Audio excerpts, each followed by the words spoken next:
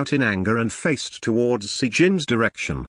And at the same time, strength deserted Sijin's body. Indeed, 1 minute was a really short amount of time. Weirdly, though, he didn't feel any pain, even after the skill had ended. Most likely, bones in both of his arms, as well as the nerve endings, got badly damaged in the encounter. He couldn't feel his arms at all, as if they weren't there in the first place.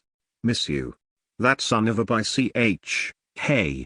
Stop right there. But, like the timely blessings from the heavens, a booming, powerful and manly voice resounded from a distance. When the troll heard that domineering lion-like roar, it showed signs of pure panic and hurriedly turned its head. "You foul creature!" A baldy exploded out like a bullet from the tall grasses, splitting the air with his mighty sword that gleamed with a sharp metallic sheen. Then, towards the troll, he shot forward a crescent-shaped sword aura that was keen enough to tear out the sky. The supersonic aura didn't even give the monster any time to take evasive actions, and it penetrated the torso of the creature unopposed. And soon after, the troll's body split in half and fell in a heap as if it was nothing to begin with. Si-young, are you okay? The knight that made all of Sijin's death-defying efforts look meaningless by killing the troll in one shot, hurriedly ran towards Yu Si-young, who was lying sprawled on the ground with broken legs and her body utterly incapacitated. Si-young, this can't be. How did your beautiful face get so? The man raised a huge fuss and gently hugged Si-young's body. My body won't move. Out of the blue, Si-young coughed out a clot of blood. Oh, my god. What the hell? Si-young. Si-young tilde. The man's face turned red and pale all at once as he cried while fussing over her. But at the moment, Si-young's thoughts were focused on something else, so what this guy was doing only ended up bothering her. Her face had become swollen up in the meantime and it was difficult to keep her eyes open, but she still forcibly pried her lashes open to take a look at one specific person, a man. His clothes were torn to shreds, revealing the hidden ripped, hard muscles like that of a Greek statue underneath. The limp arms on his sides were darkly discolored beyond the purplish hue, his legs shaking uncontrollably as if he'd falter at any moment. The man who had saved her, she didn't even know his name, but it seemed like he did mention it before.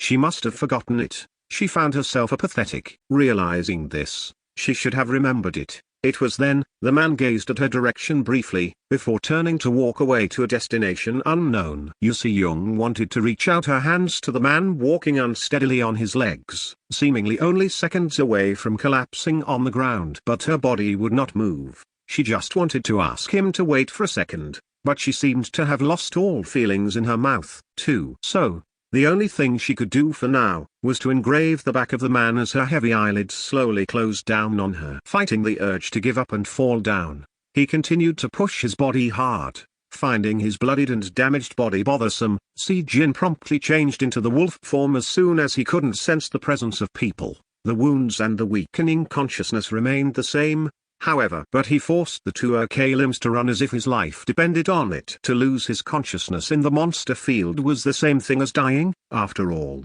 he ran without a rest until he finally arrived at the cave. Changing back to his human form, he hurriedly drank the potions he brewed earlier on. His arms couldn't move, so he had to pop the lid of the bottle open with his lips. But fortunately, his wounds recovered almost right away. So that was that. But it was another matter altogether for his wavering consciousness. It seemed like this was one of the backlashes of using that skill. Si-jin passed out on the ground and fell into a deep slumber. The greatest Night Order in Korea was, nominally, the Raven Night Order. But if the Knights Orders were grouped separately into the privately run entities and the government-owned ones, then the story became slightly more murky to tell. Of course, the Raven remained as the example for other Knights Orders to strive for, but when discussing the private Night Orders, the matters became complicated somewhat. There were 2 orders considered to be in the top flight, 9 orders in the mid-tier, and further 12 smaller orders out there, with all these numerous organizations busy competing against each other.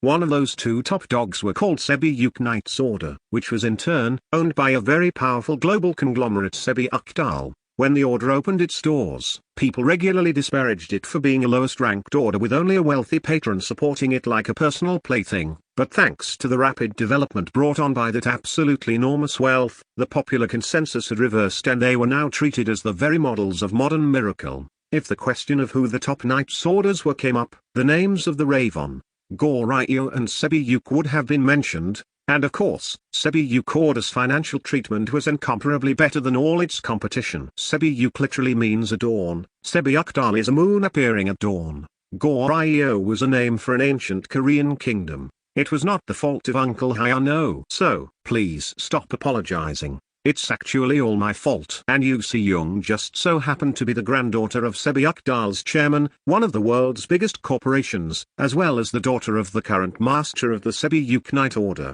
She was an incredibly giant existence, a child born with an unobtainium spoon firmly stuck in her mouth, and was important enough to make a famous high-tier rank knight like Park Hyuno to fret over her like this. No, that's not it. Whatever the case may have been, I should have been right there, watching out for you. Not only her background was very impressive, her talents were just as perfect. However, as she received the official government acknowledgement as a low-tier knight at the young age of only 17 years and 45 days. This was only a month off from what Kim Yu-rin had achieved, a low-tier knight at 17 years and 6 days, which only served to showcase Yu Si-young's amazing talents that were basically without equal among her peers. Enough with the self-pity, seriously? And I hope you have already uncovered the information I asked you about, eh? Oh, that? The very first thing Yu Si-young asked for after waking up from the 2-day-long coma was about the identity of a certain man, a mystery man that Park Hyuno couldn't recall as he was far too focused on saving Yu Si-young at that time. But she insisted that this mystery guy was the one who saved her life. Wait a minute, you haven't even bothered to check, have you? Yu Si-young's eyes grew sharp enough to give chills at the sight of Park Hyuno's hesitating appearance. No, no way. Honestly, even I thought it was unlikely. I seriously thought that maybe you were seeing things. I mean, it's plainly impossible for a low-tier hunter to stop a troll all alone. However, he stopped speaking for a second as he began rummaging through his pockets, before he fished out a bronze-colored hunter license. Here it is, for real. Even I was surprised, you know. Found it among all the shredded clothing on the ground. Since Yu Si-young couldn't move her body due to the paralysis, Park Hyun-oh had to bring the license card right before her eyes. A heavenly gifted hunter, Kevin of Prima. Wait a minute, a heavenly gifted? Yeah, that's right. It's been a long time since I saw one of those titles. But hell, if you think about it, it makes perfect sense. I mean, all the hunters with that crazy title were a bit abnormal, weren't they? You can find him, right? Of course. Already began looking for him. It's only a matter of time before he's standing right in front of you. Oh, right, before that. You are not. Suddenly, Park Hyun-oh narrowed his eyes and intensely stared at Yu Si-young. Unlike her age, her actions were very grown up, but in the end, she was still a child. She was at an age where it wouldn't be strange to find her head full of unrealistic fantasies and useless ideas of romance. So, what if, in that dangerous life or death situation, she had developed a crush on the man that rescued her? Fuat, no freaking way. That's not it. Me. I'm not a child. It's just that. It's like what Grandpa always have said. If it's a favor, repay it as soon as possible, and if it's a grudge, grind it out as long as possible. I've deeply engraved that teaching into my heart, is all. Yu Si-young carried an assured smile of denial, before she remembered something important, and asked with her brows raised high, that's that taken care of. But more importantly, can I be fully healed? I've heard by accident that my current paralysis is pretty serious. Park Hyun-oh stiffened up momentarily. You heard that? I thought you were asleep. Yeah? You guys did say it's really serious. Only 10 years ago, paralysis like Yu Si-young's would have been a very painful and incurable condition, but that wasn't the case anymore. With the advent of alchemy and its continued research and development, nowadays it only took a single potion to cure it. But her paralysis was more severe than the usual case, so it was determined that a powerful potion with an upper mid-grade or higher was needed to heal her. Don't you worry about that. I just got the news that there's an alchemy house in Gangwon with a supply of upper mid-grade potions that can heal and regenerate. The effects of Gangwon's output has always been good, and since the chairman made that very generous deal under the table with the house, we'll get the first dibs when they get the stuff. Is that so? That's a relief. Yu Si-young nodded her head without showing much interest. What's the name of the potion though? Is it a product from one of the workshops on the eastern seaboard? I did hear they were still on strike. But did they end it? Nope. They are still doing that industrial action thing. This is a new product. And I do mean, like brand spanking new. I hear it's from a totally unknown personage, who just appeared out of nowhere, and left a seriously incredible product behind. Just like that, the people handling the stuff apparently raised a huge ruckus saying that a new genius has appeared or some such. Okay. Fine. Just tell me the name, will you? Well, yeah, the thing is, it's something of an untrustworthy name, you see. Park Hyun-oh hesitated somewhat to say the name out aloud, but under the sharp gazes of impatient Yu Si-young, he finally relented and stuttered out the name. I did ask a few times if it was real. Well, the potion is called, A Goblin's Kindness. Chapter 10, A Genius of Alchemy. 1. Chapter 10, A Genius of Alchemy. 1. A Goblin's Kindness. What kind of a name is that? Yu Si-young frowned a little as she spoke. It was just too weird a name to place her full trust in. You think so too? The credibility was everything to a potion, and so, it would be named accordingly to reflect the assigned grades and its medicinal effects. Take the reputable, widely recognized Drent series of potions for example. For the shallow exterior wounds such as cuts and bruises, there was the potion called Drent's Emergency Treatment for the job. But if you were looking to cure something more substantial, say, like a serious disease, then there was the upper mid-grade potion named the Miracle of Drent. On a side note, the Drent was the name of the legendary tree of life from the elven myths that could supposedly revive even a dead person with an elixir concocted with only a single leaf. But, there was this insurmountable gap between the credibility and that of a goblin. Instead, it'd be 100 times more correct to argue that there was a deep mistrust and hostility between the two. Despite all that, the alchemist still chose to stick with Goblin as the name of his potion. I was thinking the same thing initially, but when I heard the explanations, it all kind of makes sense. I mean, Goblin's abilities to make potions are something else, right? Seriously? There are idiots crazy enough to raid a village of goblins specializing in medical concoction, never minding all that poisonous gases and hazardous material just for a chance to pilfer some potions, you know. And I hear it's been registered in the registry of the naming series already. I guess there is a lot of expectation riding on this potion. A naming series was a type of a registered brand trademark. When the anonymity is valued to such degree in the world of alchemy, the only avenue left to determine the credibility and the apparent effects of a potion was through its name. It could be confusing to the potential customers if another alchemist came up with a different potion but named it similarly, not to mention create distrust towards the makers of the potions themselves. So this trademark scheme was vigorously upheld as one of the absolute laws in the Alchemist Society. Really? So the effects have been confirmed for real? Obviously. Come on, honestly. Would our chairman and the order master try to buy something that's shady? And also, Park Hyuno stopped his words, quickly scanned the surroundings, and suddenly leaned his face closer to Yu Seong's ear to whisper the rest of his sentence. The manager, the dark elf Hazeline, already has given her affirmative. So you don't have to worry. There was no real need to whisper in this single-person VIP hospital room. But well, he was treating her as a royalty here, so it was only natural for him to act this way. The actual reason why the alchemists thought of anonymity as a virtue was that currently, almost half of all active alchemists were from the race of the Dark Elf. They were the type of people that hated exposing their outer appearances and always concealed their bodies with thick robes. Many people assumed that the Dark Elves were incredibly beautiful since they were called elves and all, but as they hated bright places with lots of humans with mad zeal, the number of witnesses who had seen a Dark Elf's real appearance was extremely low, as well as no records to speak of, either.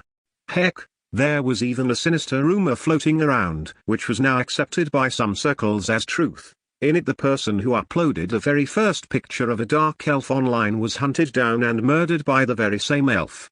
Hazeline, she did, then, it should be alright. So, when is the product expected to definitely come in? Huh? Well, she did say it won't be too long. Wait, let me quickly pop out and make the call, and ask her. Please wait for just a bit longer. Soon it'll be here, surely. Hazley?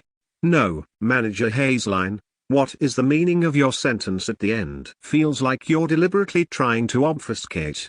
You're mistaken. Foo. Manager Hazeline. Our little miss is a knight of only 17 years young. She should be out there training and enjoying her life, not confined to a sickbed and doing nothing. Yes, I'm well aware of that. Just as I have told you before, please just wait for a bit longer. The Dark Elf Hazeline ended the call in irritation and chucked the mobile phone on the desk. It was easy to tell that she was not in a particularly good mood. Judging from her exaggerated heavy breathing, deeply shut eyes and fast massaging of her temples. Ike, just when is that guy coming here? Didn't he say he got the completed potions already? Her ultra-sharp eyes were immediately directed towards the waiting alchemy house employee. The poor guy was already in a state of high stress before, and now, he was sweating profusely as he barely managed to open his mouth. Yes, I'm not really. He did mention that he had 3 completed potions in his possession. We did call him on the phone number he wrote down, but so far there were no answers. DN it all. This is pissing me off. Seriously, I swear these human idiots must think that potions are hammered out in a single day. The reason for all this shortage of potions is because the alchemists are sick and tired of all this bloody nagging by the thoughtless sons of idiots. But instead of fixing the error of their ways, these sons of bitches, this fking SHT. I've told this part as faithfully as possible, so, yep, she's got a mouth on her, this one. As the steam of her fury reached the proverbial top of the head, she rolled her fist tightly before slamming it down on the desk. Chuang. Quite unlike all the explosive anger she had displayed just now, the resulting sound was rather adorably small. The door to her office flew open right at the exact same time. He's here. Manager Hazeline. That alchemist from before, he has arrived. At the hurried yell of the employee, Hazeline's eyes went round, her body shooting right up from the seat. There were 2 types of alchemists out there. The first was the commonly known types that did the transmutation and the reconfiguration, while the second of the lot spent their entire lives trying to understand the mysterious liquid called potions. Some mainly retentive experts would call these 2 alchemists with separate terms, the former retaining the alchemist moniker while the latter, potion crafter, TL, This bit is by the author, not me. Even though their main skill sets used for their craft were different, the alchemists all still possessed one habit that was the same. And that common habit was their preference towards the darkness. Do you find the coffee to your liking? In this dark but surprisingly ungloomy room, where even the sunlight failed to reach, the only thing brightening the place was Hazeline's dazzling smile. Yes, Si Jin, to the best of his abilities, played it cool and lowered the cup nonchalantly, but he found it rather torturous to look at the face of the elf in front of him. That was because she was one of the most stunning women in the world. As befitting the race of beautiful people, the elf, the shiny alabaster skin that didn't seem a right fit for a dark elf, with an indigo-colored straight, long hair, and the finely crafted, beautifully harmonious facial features where there simply wasn't adequate enough a word to describe how gorgeous she was. Now that the introductions are done, should we get straight to the main topic? Sir Alchemist Hazeline the Dark Elf had revealed her face, her name and her race openly to Si Jin. He had to wonder whether she was mistaking him as one of her own race, as her open demeanor was quite a departure from all the rumors he had heard before. Easily reading into his confusion, she quickly moved to clarify her position, saying that she was trying to show some courtesy towards him. It's fine. We're talking about the potion I've brewed. Yes, I'm also well aware of how good my potion is. It is my life's greatest achievement, after all. Even though he spoke with such confidence, he knew very well that he was sprouting bullshit right now. The elite goblin's knowledge base was full of compounding methods that easily exceeded the methods of top alchemists, and on top of this, Si Jin possessed the top ingredient, the fangs of a saber-toothed tiger, so instead of a life's greatest achievement, he just needed around 7 days to brew this potion. And that 7 days were actually for fermenting the contents, which was an unavoidable process in making this potion. So, of course, we are also well aware of the difficulties. In order to create a potion this effective, you must have struggled and toiled hard for many years. As a fellow alchemist, I understand it all too well. Si Jin nearly spat out the coffee percolating in his mouth after seeing how grave she sounded and how serious her face looked. He still somehow managed to maintain his poker face, wiping his lips as if to get rid of hot coffee, and nodded his head. It's good that you understand. Indeed, since it's such a good potion, a few customers, having heard of the news, are wishing to purchase the goods even before it's on sale. And these here are the letters sincerely requesting you to sell it to them. Hazeline pushed forward 5 stiff papers towards him. On them, there were instantly recognizable names of knights' orders, big corporations and famous wealthy individual written in large fonts. How many zeros are there? $360,000, $440,000, $623K, and the numbers written below each name was the kind of amount Si Jin wouldn't even dream of seeing in his lifetime. These are the legally approved sales commissions. There's a policy allowing an alchemist to deal directly with private individuals or entities provided the amount of product sold is less than half of your current stock. Of course, the government takes the cut in the tune of 48% as sales tax, but since the potential customers add something a little extra on top of the market price when buying the product, in the end, it just doesn't matter at all. Sounds good. When Si Jin nodded his head in satisfaction, Hazeline, who was observing his reactions carefully, continued with her words. The thing is, though, in order to secure commissions like this, not only the efficacy of a potion but the role of the alchemy house is also very important, so we would be obligated to take a certain percentage as well. If a house with no connections receive goods like this, they would just put it up for sale in the markets without thinking too deeply about other matters. That is why Hazeline slowly swallowed her saliva. Even though this was a normally accepted part of the alchemy house's modus operandi, she was feeling nervous at the moment because of the incredible potion this person had brought in. In a sales commission like this, the house usually takes about half of the agreed amount. We are prepared to lower that to 40%, no, make that 35%, especially for you. Any lower, then, even other alchemy houses will find it difficult to match. If you don't believe me, you can ask others. It's a pre-tax deductio. Fine, it's all good. Si Jin nodded his head, having no other opinion regarding this matter. Whether it was a dark elf, a regular elf or a high elf, he had not heard of instances where elves defrauded the other party, and on top of that, the stuff she said matched with what he found online. For obvious reasons, relying only on the information gathered on internet for something of this much importance would be foolish and undeniably pathetic. But that kind of thought was applicable only if when one didn't know of the dark elves and alchemists' natures, they all pursued anonymity. Once that was secured, these people communicated and acted more lively than before. And let's not forget, the internet was the perfect place to communicate anonymously. Stories of half the alchemists being gaming addicts didn't just come to life out of nowhere, after all. When the conclusion came so easily, Hazeline couldn't help but stare dumbfoundedly. But like a pro, she quickly regained her wits, and before Si-Jin could potentially change his mind, moved to put the finishing touch to the deal. If that's the case, then all you have to do is to stamp your jajang on the sales request form with the highest amount written on it. The corporation Sebiukdal is offering the highest amount with $623,000 US. Wait, where did the stamping ink disappear to? As she raised a royal ruckus while fetching the ink pad, Si-Jin watched her and floated a mysterious smile. It was a deeply satisfying sight to behold, to see another person losing their marbles over him, something a socially underprivileged like him wouldn't get to experience under normal circumstances.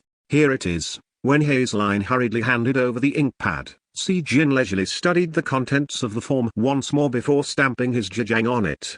Phew. Oh, by any chance, do you have the finished products with you at the moment? You did mention that you have 3 bottles back then. Yes, we need the minimum of 2. The law says we must put the half of the stock on the open market, so the other can be sold through the sales commission. Oh, well, I have brought all of them here with me. Hazeline's eyes shone as she stared at the sight of Si-Jin rummaging through his bag. A total of 4 bottles, all with the same medicinal effects. Oh, finally. The 4 bottles of potion emitting the exact same brilliant light as the samples revealed themselves to the world, and on Hazeline's face an uncontrollable, wild grin broke loose. But remembering her stations as the manager of the alchemy house, she quickly erased the ungainly smile right off her face. Of course, by then it was already too late, though. It's perfect. All 4 of them? What a relief, Tilda. She couldn't prevent her sentence stretching out at the end from the unbridled happiness. However, Hazeline picked up one of the bottles,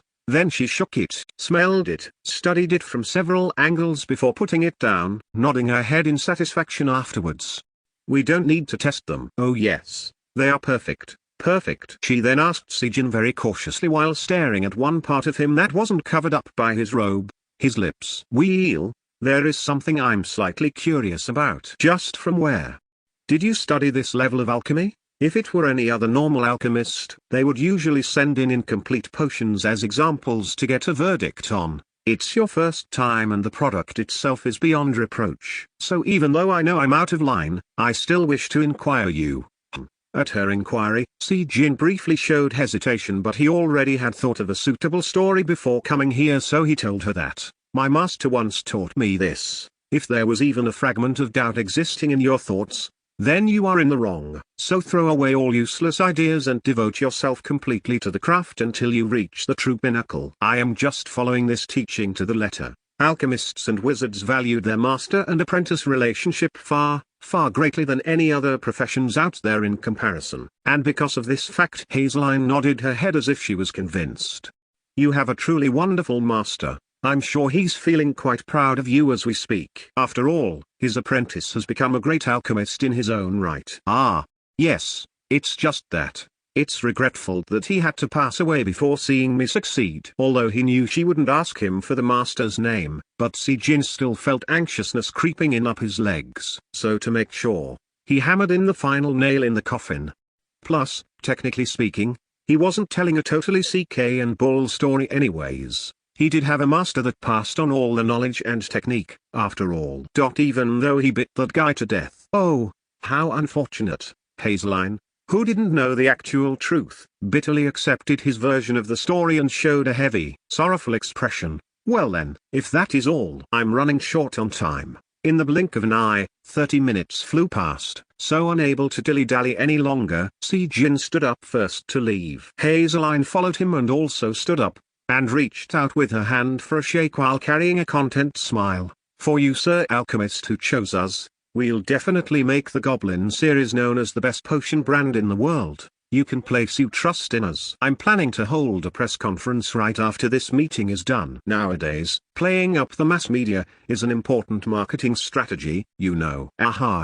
Well, Thank you. Si Jin faced her gorgeous smile and shook her hand firmly. Chapter 11. A Genius of Alchemy, 2. Chapter 11. As soon as Si Jin left the alchemy house, Hazeline grabbed her phone and called a certain someone. Hello, Sir Knight. Hello, Miss Manager. I'd like to apologize for my earlier behavior. I just happened to see the poor little miss lying in the hospital bed before the call, so I just ended up losing my cool for a moment. His voice wasn't all that apologetic, but never minding that, Hazeline spoke in a rather leisurely fashion. Oh, no, it's fine. You see, the product came in just now. Oh, really? Right away there was a loud yell. She could already imagine the sight of Park Hyuno shooting up from his seat, his eyes bulging and yelling at the top of his lungs on the other side of the line. A slight sneer formed on Hazeline's lips. Fuat. Yes, however, as I've mentioned just now, the product has only arrived here recently, so even though I'm planning to give it the highest grade myself,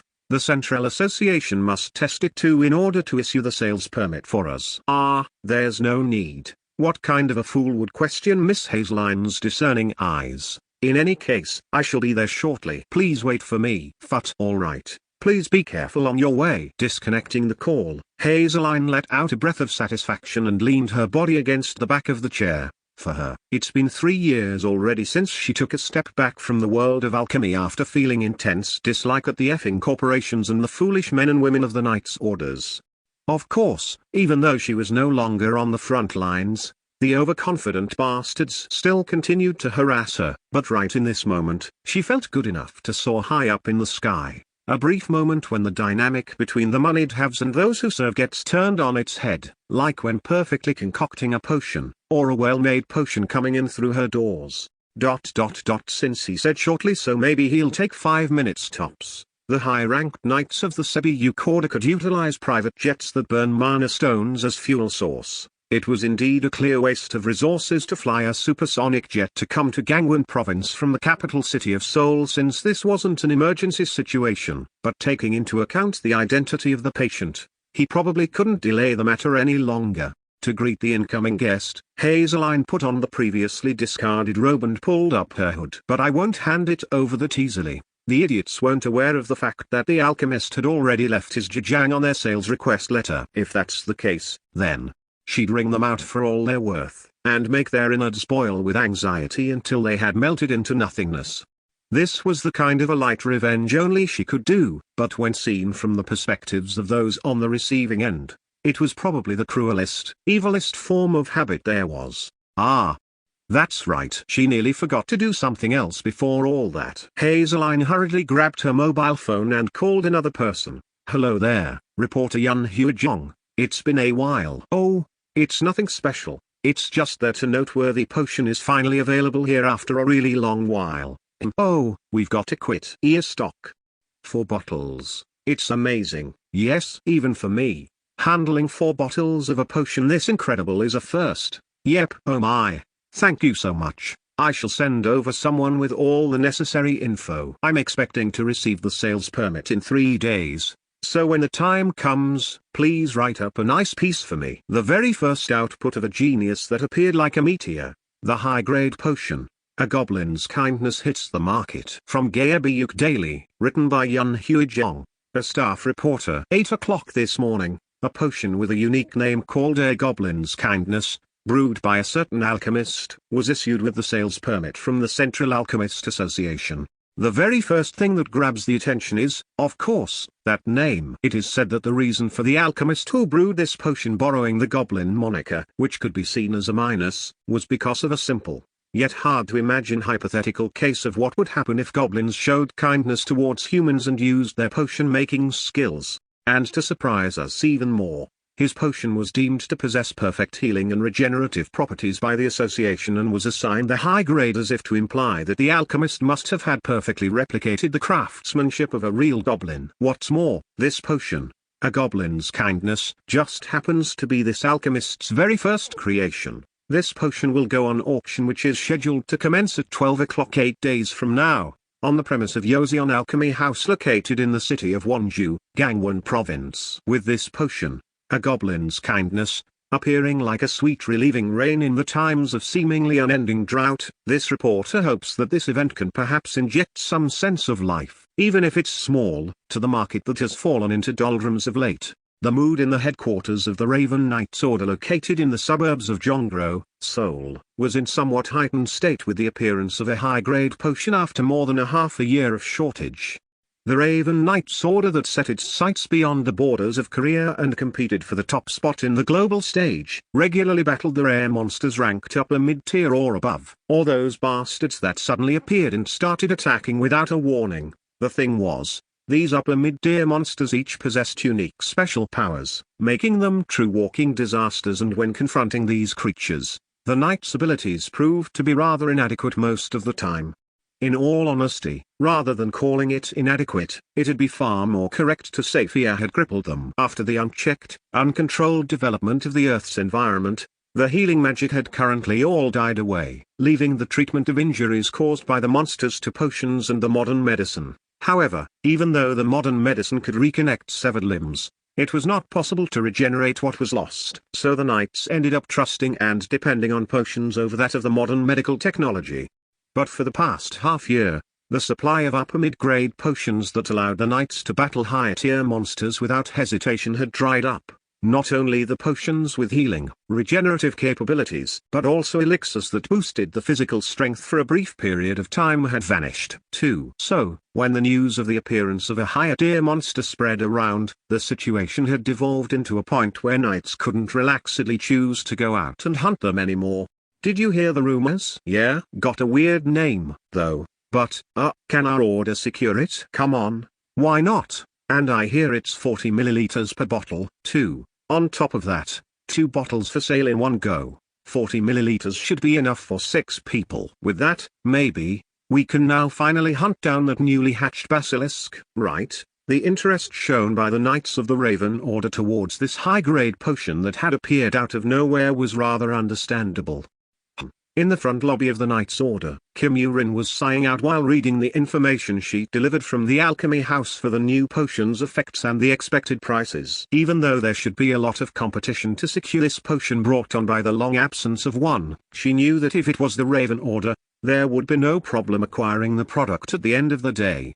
2 bottles. That means another 2 was sold through private commissions already. Kim Yoo-rin was crumpling her face in dissatisfaction. The alchemy houses gave out information first to those entities holding a favorable relationship with them in this kind of private sales commissions. In other words, the Raven Order that hadn't received the heads up wasn't enjoying a cordial relationship with this particular house. If it's Yosion Alchemy House, then it must be Hazeline's doing. Kim Yoo-rin slowly massaged her aching temples as the mug of Hazeline floated up in her mind. Hazeline and Kim Yoo-rin. These two shared a bond that was thicker than blood of siblings, stretching back for almost 20 years. However, that powerful friendship became twisted real fast thanks to a certain single incident, which happened to be a stupidly, unbelievably simple misunderstanding. But more misunderstandings continued to pile up on top of another, turning the situation far worse. And once the relationship began to break down, the downward momentum couldn't be stopped anymore.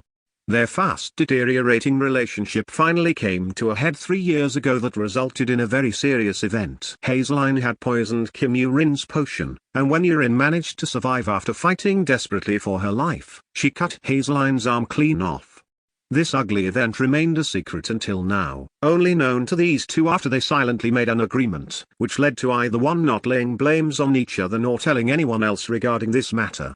And now, a few years had passed since both of them stopped caring about each other and lived their own separate lives. During that time, Kim Yoo-rin had fought hard and successfully claimed the prestigious title of the youngest ever highest tier knight, and Hazeline had created an elixir called a fairy's liquor to regenerate her lost arm and in the process had climbed up to the position of the alchemy house manager. Like this, they both had firmly grasped the futures that were far brighter than their past but in the end, could only become the worst of the worst enemies possible. And now, the sporadically recalled good memories they once shared together had lost their luster a long time ago. Miss Highest Tier Knight Kim Yoo-rin TL, OMG. Sounds so wrong. Should I start using Korean honorifics instead? Please comment below. While she was swimming in the recollections of the past, someone had walked up closer and started chatting her up. When she turned her head to see who it was, she saw quite a number of knights gathered there. What seems to be the problem? When she replied in her usual deadpan expression, the group of knights consisting of 5 men and 3 women smiled brightly and presented a simple square box to her. "It's a congratulatory gift for you, Miss Urin. Congratulations on your ascension to the highest tier." Acting as the representative of the group, a male knight with a cute enough face spoke. He was Kim Soo-jae-yum, a junior knight that served as a direct apprentice working under Urin for 2 years while she was still a mid-tier knight. "Oh, right. Thank you, everyone." Urin lightly patted the head of the male knight that was as tall as her and received the gift. Kim Soo-jae-yum acted shyly at her touch and swallowed his saliva. "Please open it." Their strangely flushed expressions seemed to indicate that the present inside this box must have been a very nice stuff indeed. Seeing their excitement, Urin's own expectations rose as well as she opened the lid of the box. She already knew it was useless to expect much, though. Surprise! Urin confirmed the contents of the box and observed the faces of the knights in front of her with the corner of her eyes. Theirs were full of expectations. She didn't want to disappoint them. Oh, I really needed this. Thank you so much, everyone." Befitting her reputation, she didn't jump up and down in joy but instead just made an expression that displayed her gratitude. Thanks to her prior experiences, her acting skills were rather exceptional. No, in reality, it shouldn't even be called acting. She would have been happy with just the sincere words of the fellow knights congratulating her. "I'm really sorry about this. If it's a product of Zenobi's, then it must have been really expensive." She spoke apologetically as she picked up the pair of gauntlets painted jet black. They were light but incredibly sturdy pair of armored gloves, with the brand Zenobi's stylishly carved on the sides. Since Zenobi's was an exclusive workshop that only dealt with rare, high-grade metals as the bare minimum requirement, the price of these gauntlets must have easily exceeded hundreds of thousands of dollars. No, not at all. We're just sorry that we couldn't get something better to show how grateful we're regarding everything you've done for us until now. I haven't done much, though. Right. By the way, Urin carefully observed the reactions of the knights before asking them in a cautious manner. Did they only have the color black, eh? No way. They had only the bright colors for the ladies' use. So we specially requested for a custom paint job and had gauntlets painted in black. The color definitely won't fade, so you don't have to worry. Urin thought that the bright colors would have been better, but she couldn't make a retort at the smiling face of Soo-jae-yum and instead ended up weakly smiling as well. Kim Urin, in her 27 years of life, every single gift she had ever received in her life was all battle equipment, exactly like this. Around the same time, Si-jin came to the monster store to unload the materials but was now staring at the TV projection with a deeply satisfied expression. It's been half a year but finally, a high-grade potion is available for purchase in the market, named a Goblin's Kindness and coming in 40 milliliters bottles. The price for this potion has been set to around the $350,000 which is on the upper side of the range. But regardless, the influx of request for purchase has been coming not only from the local Korean organizations but from international entities as well. And ever since the Yoseon Alchemy House registered the brand trademark Goblin, people have been eagerly waiting to see if there would be other potions with different medical effects than a Goblin's Kindness that appeared in the market. Excuse me? I said, excuse me. The government worker became fed up with Si-jin who was concentrating only on the TV and ended up raising his voice at him. "Oh, sorry. My bad. Here, please take this. Mr. Kevin of Prima has successfully increased his rank from a low tier to a mid-low tier, after accumulating over 60 days worth of hunting experience." Si-jin couldn't focus on the procedure for long and his entire attention returned back to the sound coming from the TV. And when it became known that this was the alchemist's first product, a huge amount of attention from the Korean and international community chatrooms has been solely focused on him, going as so far as to nickname the mystery alchemist as the Goblin Alchemist or even the Genius of Alchemy. But the alchemy house responsible for the circulation of the potion, Yoseon, has strongly suggested to curb the excessive attention focused on the mystery alchemist as they worry this sudden unwarranted scrutiny placed on the person in question might negatively affect him. TL note: when trying to TL the term used to describe the box Kim Urin received, I referred to Google Translate just in case and it said, Nemo is straight. I lolled so hard. I thought I was going to die. It actually meant perfectly, nicely in a straight line or something like that. Also, thinking about changing Raven Knight's order back to its original Korean name, Chilhaeuk, Chapter 12, A Spirit Beast, The Divine Wolf, 1, Chapter 12, A Spirit Beast, The Divine Wolf, 1. Will it really remain as a series of potions? It kind of looked like our honored genius alchemist is working alone without a workshop. But how could he meticulously craft this kind of potion all by himself? Looking at things like this, you can really feel that geniuses do exist in this world for real. Right now, they were taking a short break from answering the endless deluge of phone calls. When the employee spoke in admiration, Hazeline let out a sigh and leered at him. "Phew, what will I do, when even you start referring him as a genius? That's just an empty shell of a praise tacked on the guy to make the mass media and the Knight's Orders sweat extra hard for a bit." "So, what do you mean? He's a genius." "Just give it a rest already. A genius, a greatest, a maestro, a virtuoso. None of those words should mix up with our profession, and neither should we try to use them.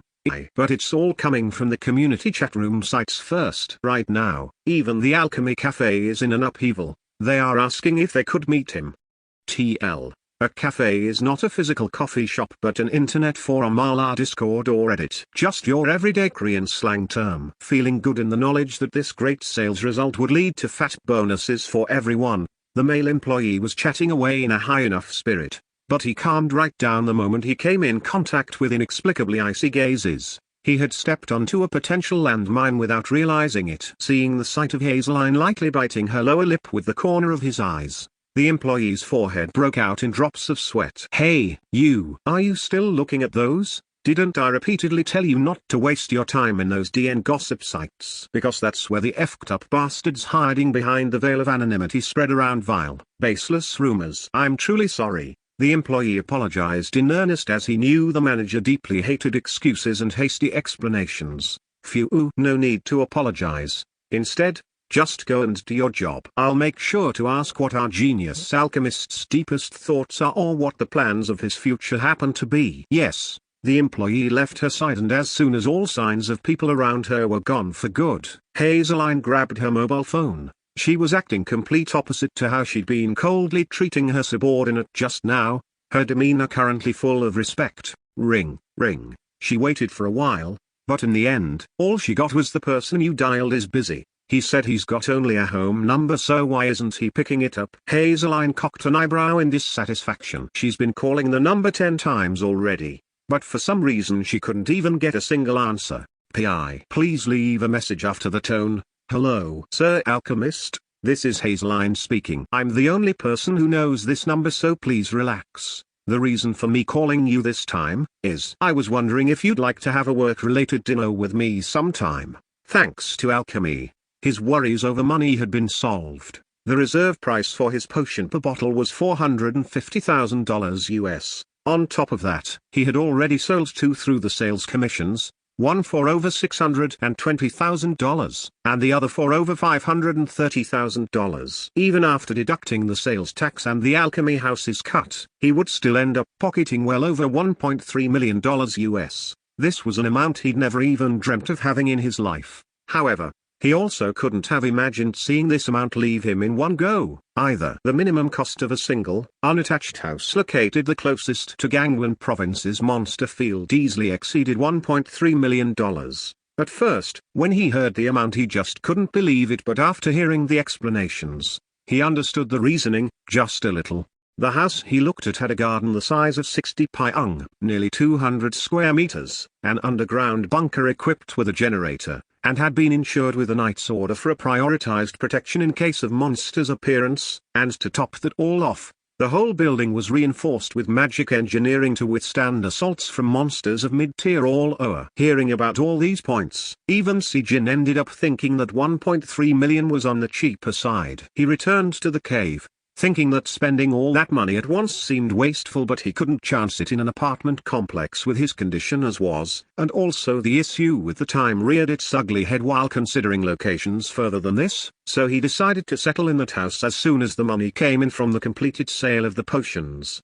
Well, that's that, but I wonder when I'll evolve again. The worries and fears he had certainly lessened with the promised income but couldn't completely be assuaged. The core issue he had, can I live on as a human, was still there. Now, he could maintain his human form for 100 minutes, but really, that didn't exactly qualify as being a human. After all, the condition needed for the evolution of the brown wolf to the grey was the minimum reputation. He evolved together with the message that said about 100 people became aware of his existence. If the rest of the evolution was tied to this concept, then that meant he had to deliberately expose his grey wolf form to as many people as possible. Phew. However, that was easier said than done. Most would try to hunt him down the moment he showed up. Si Jin could only sigh out grandly. But there wouldn't be any changes if he stayed put like this. He'd be able to find even a sliver of hope only when he started moving his body and hit the wall head on. Well, let's avoid the knights for now, and show up only in front of the hunters. Can we do it? No problem. No problem, no need to worry so much. It's just a low-tier creature with a slightly bigger body. Other hunters are just exaggerating the truth. One was a mid-tier, another a low mid-tier, and lastly, another low mid-tier. This temporary party of 3 hunters consisted of 1 woman and 2 men. The woman was full of high spirits and took the lead, but the following 2 men had their shoulders slumped. It was as if they were being dragged along by the woman in front. When 3 hunters gather, we can bring down any monster. Isn't that what you guys have said? That's why we became companions, right? TL. The last line said something about being step-siblings, and it didn't make much sense to me, so companions it is until someone can suggest a better alternative. Oh gee, hey, that story is already 15 years old. And back then, we were knights, not hunters. TL. This line also greatly confused me. Not sure if this guy was saying they were knights 15 years ago, which seem quite unlikely as you will see in the next chapter, or the woman's saying about 3 hunters. The previous paragraph was actually supposed to be 3 knights instead, and he was pointing that out. Whatever, dude, why are you guys acting so down? Anyways, if it's a wolf the size of a tiger, then the remains would fetch quite a nice price, and if we find a mid-rank mana stone in its heart. You know what that means, right? She spoke loudly and happily while making the round coin gesture with her fingers, but the dark shadows on the men's faces showed no signs of alleviating. There was a rumor floating around the low-tier hunting ground of late. The insidious rumor spoke of a unique monster prowling the area, the unique grey wolf. The number of hunters witnessing this tiger-sized grey wolf had already surpassed high tens, and after earning its nickname Unique Grey Wolf, the various stories related to this creature had upended the mood of the Hunters Cafe. In fact, the mood had almost reached a point where TV stations might send people to investigate it. TL. Again, the cafe here is not an actual shop, but an internet forum. But quite unlike any other hunters who would have prioritized their safety first, this woman had dragged these 2 guys along while raising a fuss. I said, no problem. No problem at all. The unique monster, or possibly a mutated one. The term referred to creatures that had went through changes induced by an inborn condition or acquiring something along the line, and began growing in an unnatural way until it became far stronger than all of its peers. The famous examples included the saber-toothed tigers, the manticores, a monster with a human head, a lion's body, and wings of a bat, and the dragon turtles. These were top-tier monsters that even a party full of high-tier knights would find difficult to hunt. And these creatures were usually found in the unreachably high and remote parts of the Gangwons Mountains, where they would continue their lonely but battle-filled existences. But to think, there was a unique monster roaming around freely in the low-tier hunting ground? This woman was thinking that. This was simply a stupid, unrealistic rumor that even the resident knights tasked with combating the non-standard monsters had found utterly laughable. But the 2 men thought differently. A grey wolf with the size of a tiger. They definitely saw its bright and fearsome eyes. Not personally, of course, but online in the Hunters Cafe, its amazing figure standing proudly and staring at the hunters with the full moon serving as its backdrop, made them stunned at its gorgeousness rather than stunned into fear, made them sense its nobleness rather than its savagery.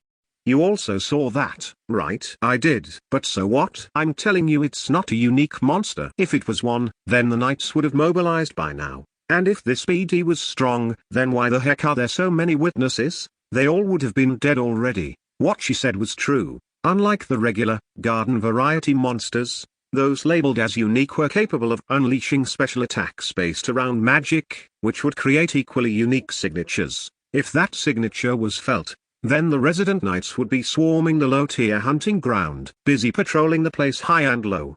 Plus, the testimonies of the eyewitnesses were a bit weird as well. They said that the huge wolf just appeared like a ghost and blocked their paths until the hunters chose to retreat. They did add that they got scared of its intense eyes and its size, and were too busy running away with tails between their legs. But it meant that this creature didn't come out to hurt people.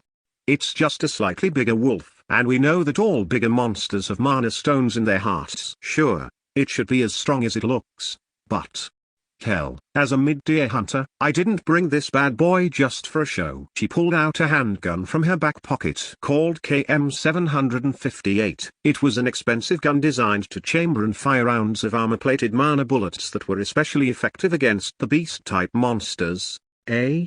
Where did you get that from? This mid-tier rank lady is on another dimension from you guys. I bought it from the cash I earned by participating in hunting with various other parties. With this bad boy, as soon as we find this wolf, it's as good as a dead meat. At the entrance of the weapon that was far more trustworthy than her words, the men began to regain some of their former courage.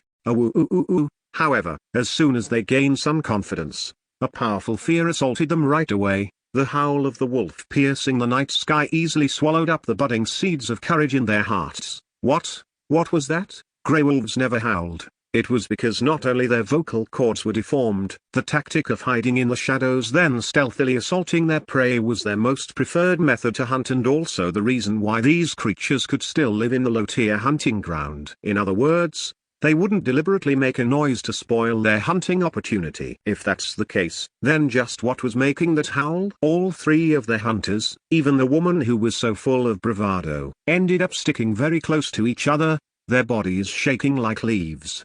The fear that struck them once more came from a lot closer than before. In the end, all three hunters fell on their butts while holding hands and their bodies planted against each other's. Even though it was simply a cry of a wolf, they just couldn't recover from the assault of the fear on their senses that made their bodies go numb.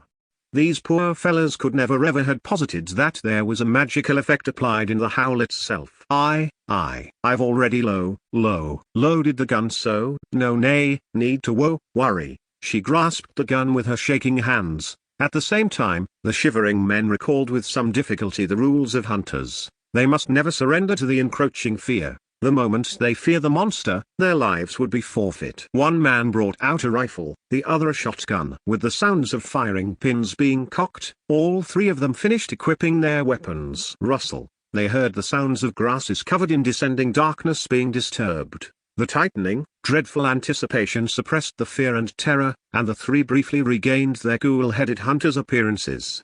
They placed their index fingers on the triggers and took aim towards the direction of the sound. A minute that felt like 10 passed by, and finally, the monster revealed its face, but the hunters couldn't find the right reaction to this totally unexpected appearance.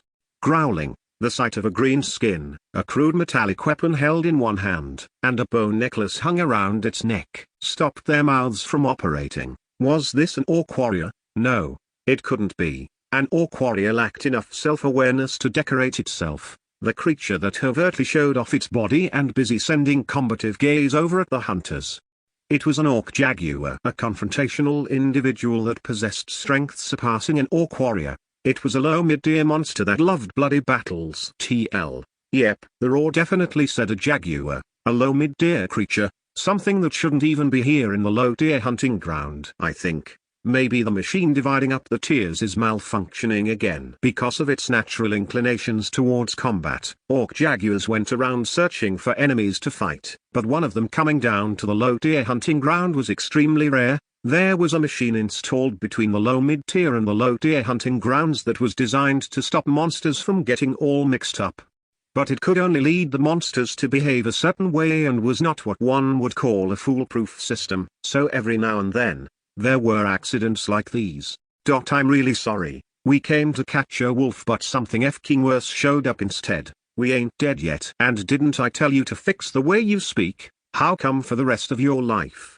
Gwoa. Their conversation got interrupted by the orc jaguar's roar. The three hunters exchanged several knowing looks. If two of them bought time, then one would be able to survive. So, you wanna live? Nope. What about you? I don't want to. As expected, the camaraderie built up over the past 15 years was unshakable. All three of them said no and just grinned. And finally, they decided to just work together. TL. So this 15 years bit is here again. I wonder. Maybe I read wrong. Bang. The male hunter with the rifle took aim at the orc jaguar's neck and pulled the trigger first. But the mana bullet designed for the low tier monsters couldn't pierce the thick skin of the target. The monster got enraged by the attack that managed to tickle it and pounced towards the hunters. Next was the hunter with the shotgun. Blam! The scattering mana buckshots struck all over the body of the orc jaguar. But again, there was no effect. Finally, only the handgun was left. But she knew, this orc wasn't a beast type. This gun was them just struggling uselessly. Rather than her own death, her eyes teared up in apology at the thoughts of dragging her friends to their end here. And in that moment when she squeezed the trigger of her gun in regret, bang, the movement of the orc stopped.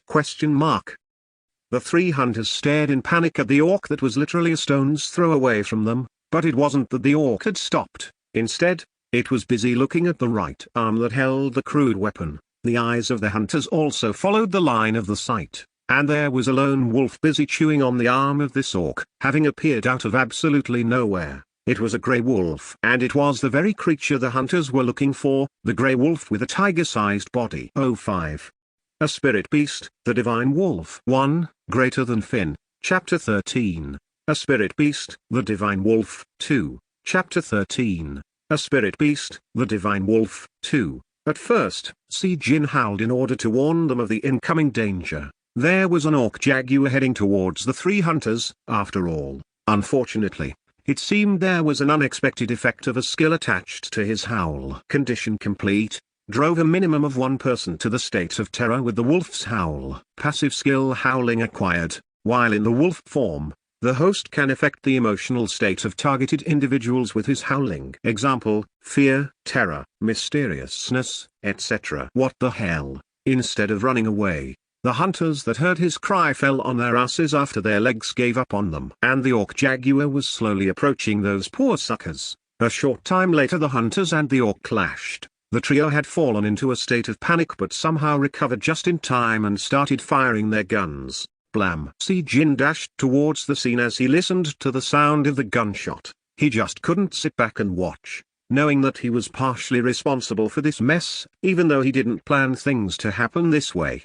Fortunately, Si Jin arrived in the nick of time, moving fast enough to cause a storm of winds. The wolf opened wide its maws and bit down hard on the right arm of the orc jaguar. Quajik. But what he got was a sensation of blockage, the lack of the satisfying penetration. It was not possible even for the incredible biting strength of a grey wolf to pierce the tough and thick skin of an orc jaguar. When the orc looked at his way indifferently, Si Jin couldn't help but busily move his eyes and take a glance at the creature.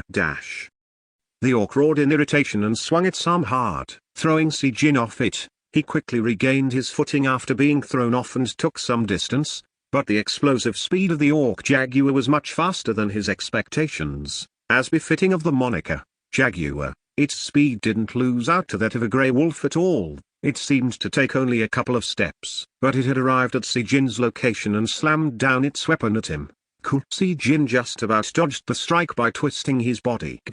Annoyed by the agile movement of the wolf, the orc jaguar began pounding away like crazy with its blunt weapon. The accuracy was pretty low, but the destructive power behind each strike was no laughing matter. Si Jin twisted around like a snake and avoided the crazed attacks, but the ground below could not withstand the aimless poundings and became overturned like a crop field ready for seeds to be planted, while numerous debris, pebbles, soil, weeds, flew up in the air. Meanwhile, the Three Stooges hunters sat there and stared at this scene in a total daze. It was like they were stuck inside a dream. It had to be a dream since this event they were seeing couldn't be reality, as the low-tier monster Grey Wolf was fighting tooth and nail with an orc jaguar that was considered to be one of the strongest even in the low-mid-tier rankings. As they watched the proceedings in a daze, the woman suddenly raised her gun towards the battle. Hey, what are you doing? One of the men panicked and tried to stop her. The other guy did the same. The two of them thought that instead of trying to agitate the two monsters, it would be a far smarter choice to escape during this time of reprieve.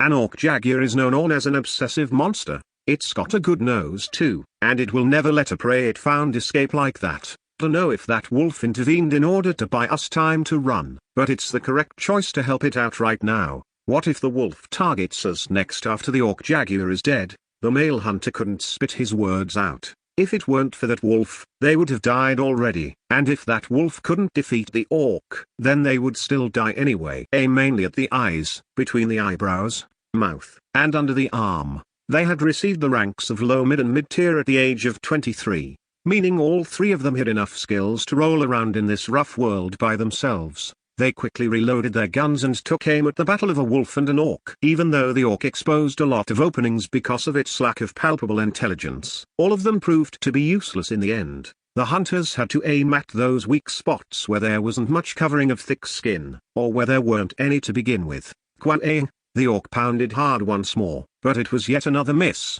It ended up destroying the poor ground again, so it widened its eyes in anger and searched for the slippery wolf. And when it stopped its movement for a brief moment, an oval-shaped object with a pointy tip sliced past the wind and struck one of the orc's eyes. QOR, it was a mana bullet. As the bullet that was densely infused with mana came in contact with the orc's retina, it exploded, and the hulking creature spouted blood as it stumbled backwards just a little.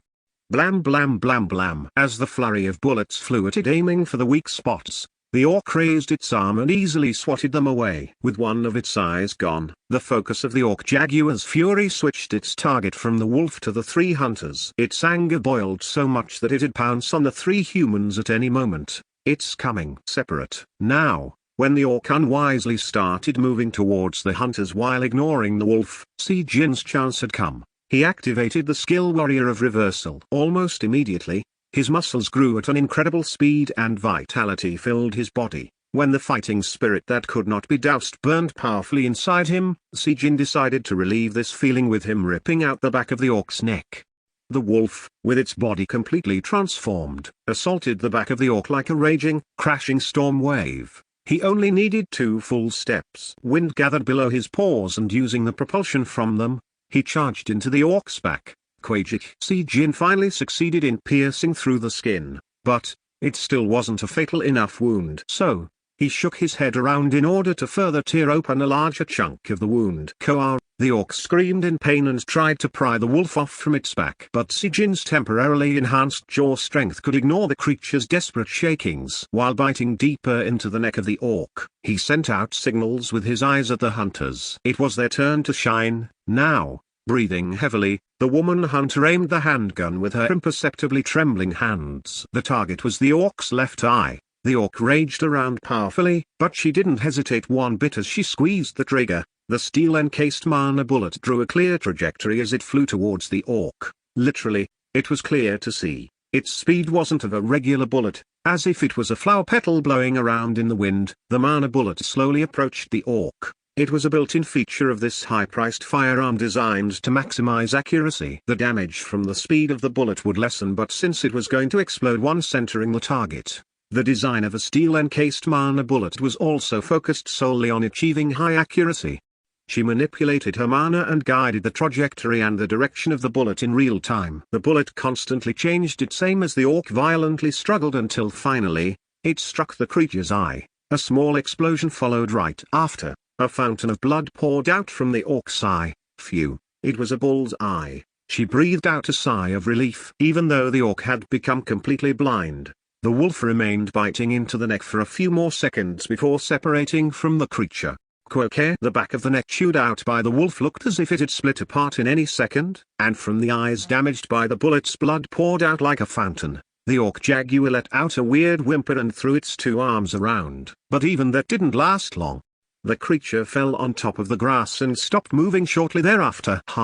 When the battle ended, the 3 hunters fell on their asses again as the strength abandoned their legs. Si Jin was breathing heavily as he spat out the blood pooled in his mouth. And before long, a new message window popped into his view. Condition cleared. A cooperative hunting. Succeeded in a cooperative hunting with at least the minimum of 1 human. It's now possible to change into the ebony wolf form instead of a grey wolf. All stats related to the forms will be adjusted accordingly. The skill The Scent of a Wolf will apply even while in human form. Passive skill, The Scent of a Wolf, level F. The strong odor of the ebony wolf. Depending on the gender, race, characteristics and tendencies, the effects will vary. This skill will also remain active during the human form. It was a joyous message no matter how many times he looked at it. But just like before, he couldn't shout out in happiness as the timing proved to be a bit wrong as well. Hey! Hey, look at that. The woman hunter suddenly raised a ruckus as she began pointing at Si-jin. Actually, he had no idea what the process of his evolution looked like. All he could derive from the dazed, mouths wide open appearances of the three hunters were that, maybe, it must have been rather mysterious or somewhat bizarre to look at. Si-jin remained standing proudly for a bit and gazed at them, before rapidly dashing away. And the only ones left behind were the three dazed hunters still acting like they were swimming inside a dream. Hey, did you see that? Yup. Its fur changed while brightly shining and all that, right? Yup. When the wolf's body was enveloped in the mysterious azure light, the previously grey coat became dyed in jet black color. This was a kind of an incredibly rare event that couldn't be seen again even in a dream. It was at night. With a full moon looming large, a huge crowd of people had camped in the Monster Fields low-tier hunting ground. But it wasn't just people only. There were also numerous trucks, antennae, cameras and mix that couldn't normally be seen in a place like this. In other words, they were news crews and their accompanying vehicles. Under the curious gazes of one or two onlookers, the reporters were all in the midst of busy reporting on something while being protected by the knights.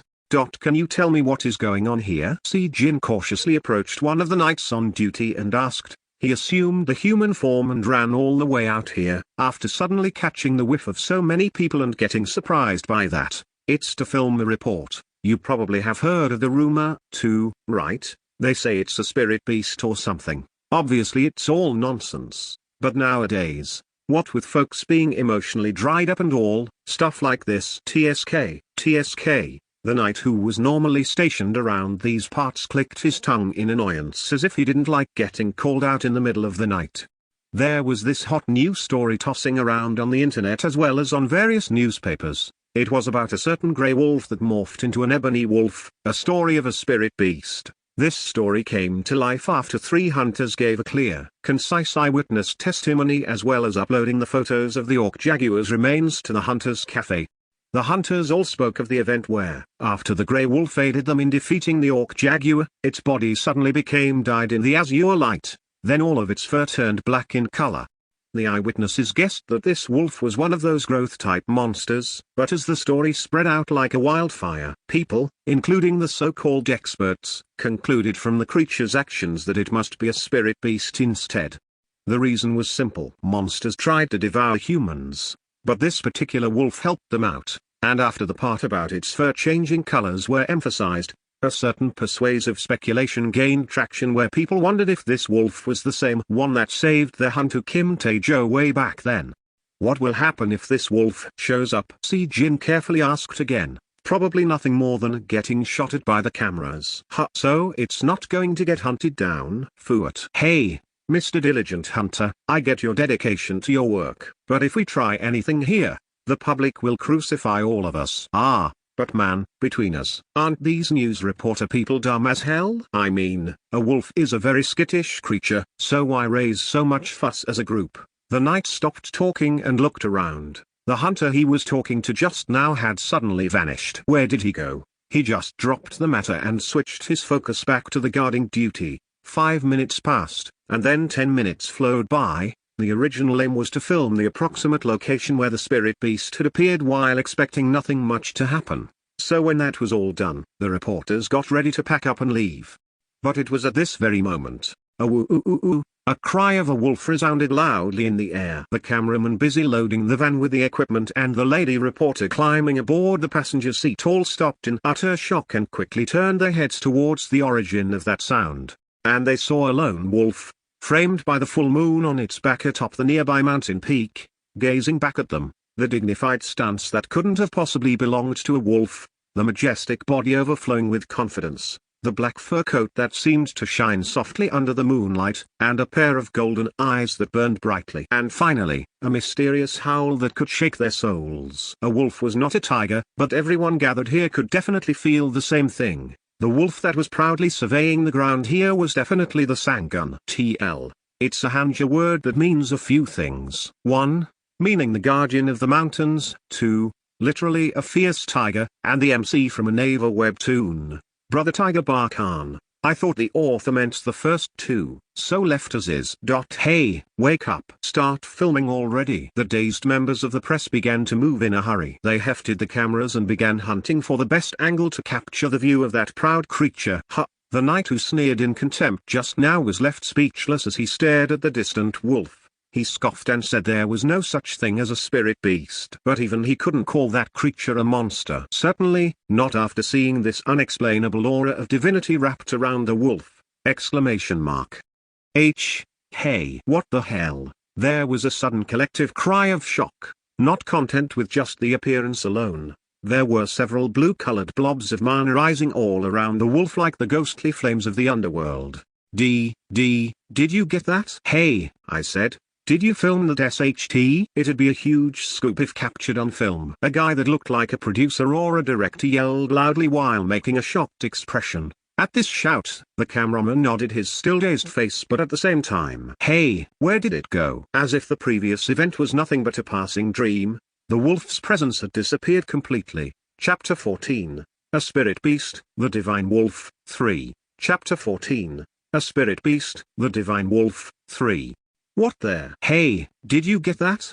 I said. Did you film that SHT? The loud shouts of the TV crew could be heard. Were you able to witness that? Around the wolf, several strange ghost lights have started appearing one by one, as if the creature can manipulate mana. Next, it was the turn of the reporter to shout out aloud beyond the scope of the camera lens, but not minding that, the wolf turned around and lightly hopped down from the mountain top. The camera hurriedly chased after it, but by then, it was gone without a trace.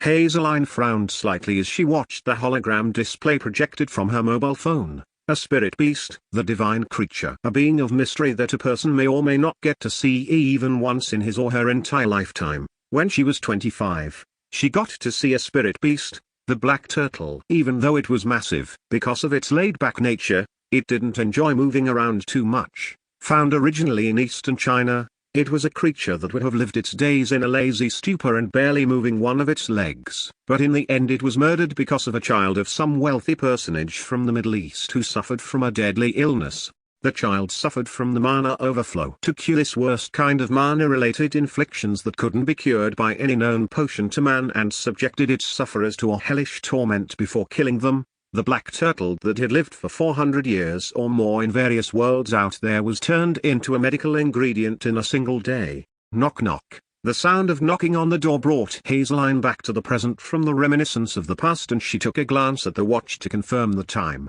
It was now 11:50. It was also the time for the appointment with that alchemist after finally getting one phone call through to him. Please come in. The figure entering through the gap between the smoothly opening doors was a robe-wearing man. Welcome back. Yes, it's good to see you again. The two shared a handshake and sat down on their seats while gazing at each other. Have you been well? Hazeline tilted her head in confusion. Something was different about him. Soon, she was able to figure what the difference was after she sniffed the air. I see you bought a perfume. The subtle yet pleasant scent coming off of Si-Jin tickled her nose. Not too light, nor too gaudy, the odor settled in the air rather wonderfully. She ended up unconsciously closing her eyes and savored this scent before regaining her senses, and made a fake cough.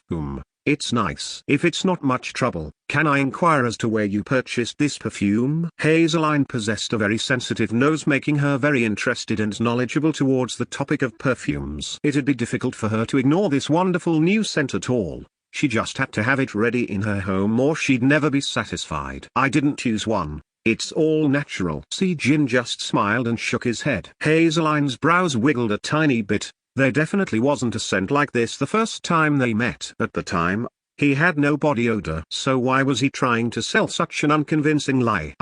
Is that so? You have a very nice natural odor. But Hazeline could only perform the capitalist smile for now, as he currently held all the cards in this transaction. She just could not afford to make him unhappy. TL. This is the second time I encountered the phrase, which as far as I know there isn't a direct translation available, so ended up changing it to mean roughly the same thing. Sorry.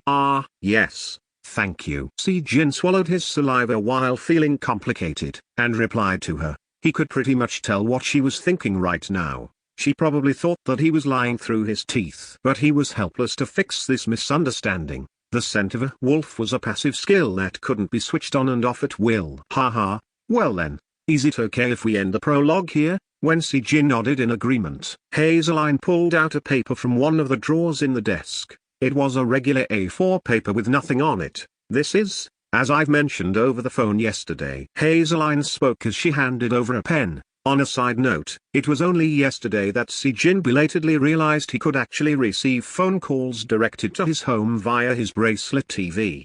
Please write down all the ingredients you'd like to acquire. We'll source them for you. As long as it's not something like a heart of a person or a fang of a saber-toothed tiger, it's possible to procure them within a month. One of the roles the alchemy houses perform is the circulation of medical ingredients, you know. You don't have to feel burdened about this. It's not a free service, so you'll have to purchase them from us, but we'll be able to sell you at cost. It'll probably be about half of what you'd pay for in the open market. Oh, right. Thank you. Si Jin picked up the pen and thought hard about what to write when his eyes inadvertently caught the images floating up from the hologram display above her desk. It was the scene of the ebony wolf framed by a full moon, the one where he deliberately showed up for the TV cameras as a bit of a service. At the time, it was one of those nights that made his emotions go a bit hot-headed, so he ended up creating this mess. But now that he got to see his actions in the broad daylight, his face got all reddened up. Spirit beasts are a no-go, misunderstanding the reasons for his gazes. Hazeline raised her index finger and waved it side to side while making a serious face. Hunting down a spirit beast is morally and legally prohibited. You see, we have no idea if the spirit beast has a direct influence in the area it resides in. There might be a big disaster like a landslide occurring if we hunted down that wolf. That was what happened back when the black turtle was killed. As soon as it died, the mana dwelling deep within the ocean floor that lost the focal point overflowed and resulted in a massive tsunami wave sweeping up the entire eastern seaboard of China. Right? No, definitely not. We should never kill such a cool wolf. He swallowed the rising laugh to back down and genially spoke in a natural manner. While obviously unaware of Kevin of Prima being that very wolf, Hazeline looked at the display and continued with her speech. Yes, well, it is a cool creature. What with its somewhat dependable appearance, and also its personality of helping people out, too. But most of all, I love those eyes that resemble the full moon.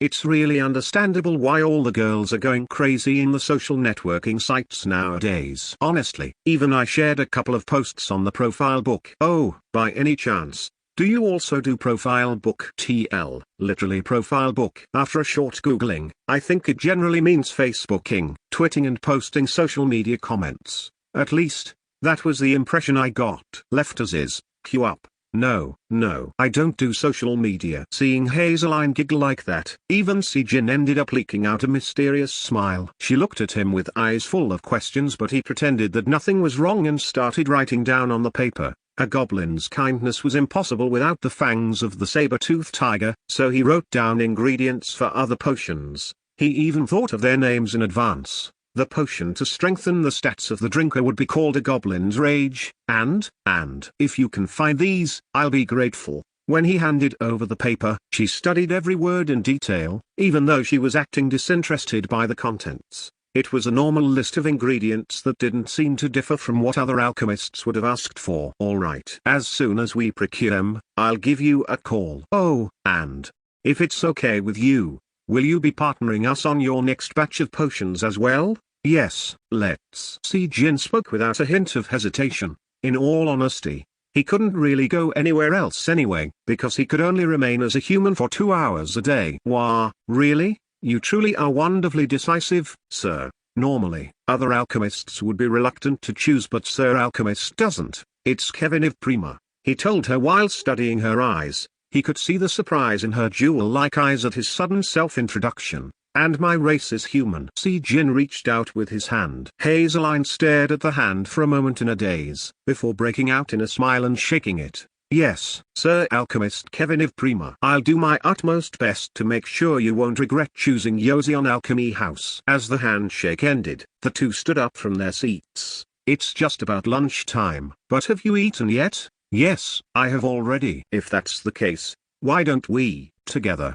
Eh? At Si Jin's reply, Hazeline tilted her head in confusion, wondering if she'd heard wrong. An elf like her was not at all accustomed with rejections such as this. And from a man, no less.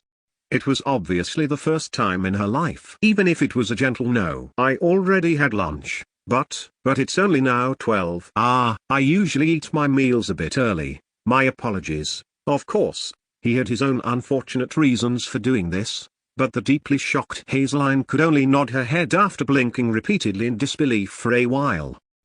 Yes, well, of course it is, of course it has to be. Yes, well, when we have the time later, then, please excuse me. His last words landed the decisive blow. Hazeline's mouth hung loose, she just could not figure out this situation no matter what. He said when we have the time later, but she was the one saying that. Usually, she was not the one on the receiving end. It was a kind of unwelcome shock to her system that she could never, ever grow to understand. She watched the back of Si Jin leaving her office in a daze and totally crumbled into her seats right after. And she remained in that position for 10 minutes, looking like as if her soul had been sucked out. Sniff, sniff. By sheer accident, she ended up smelling the air around her. The scent was gone now. She felt a bit regretful. Sniff, sniff. She thought that she had become a Suin beast man, but it really could not be helped. There was a trace of that scent lingering inside her nose, making her miss it even more now. Even though it had been only 10 minutes. I should have just asked,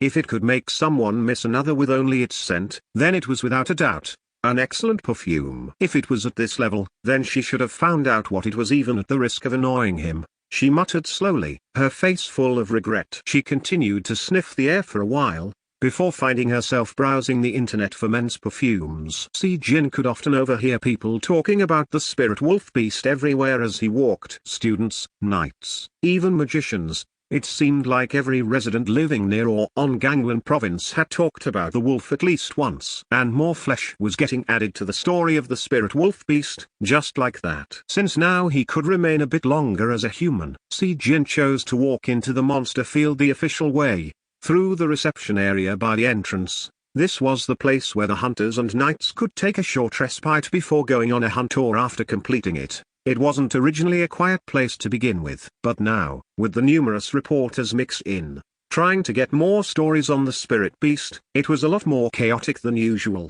Now that I think about it, that thing's cry was like, "There's a monster up ahead, so don't go." That's what that meant, right? It was a real smart thing to turn back then, after feeling uneasy of that howl. Does that mean you, Mr. Hunter, also got to see this spirit wolf beast, eh?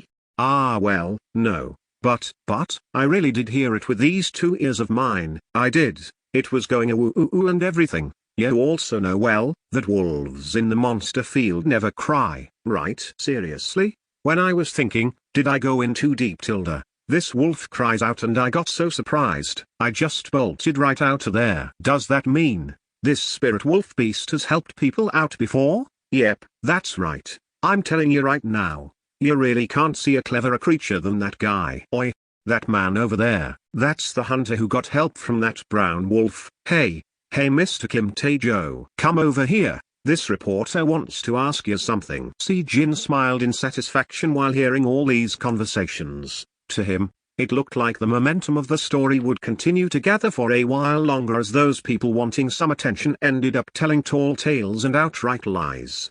Chapter 15. The Mana Stone of a Beast. 1. Chapter 15. The Mana Stone of a Beast. 1. On top of the cold stone floor, Si Jin opened his eyes. He could see hunters in the far-away forest, while the noisy chirping of birds disorientated him. A wolf could look a little further away, and hear a little bit more. He got up from the spot. His 4 black legs moved. Before he knew it, it felt like he had completely adapted to using 4 legs instead of 2. Because of this, a whole bunch of swear words suddenly rushed out of his mouth. The amount of time available for the human form was 2 hours a day. If he could be a human for only 2 hours, then maybe he wasn't a human anymore. At the growing disquiet, he got straight up and changed into his human form. Si Jin stared at his legs with his own 2 eyes, then touched his face with his own 2 hands. They were all exact the same as before. He was truly relieved. Tears welled up at the corners of his eyes. It was especially difficult in the mornings after nights of sleep. He always suspected if him now was stuck inside of a dream. Oftentimes, he wished he was, as a dream would have been better. It was very painful living as a monster. The taste of blood and flesh was still stuck between his teeth.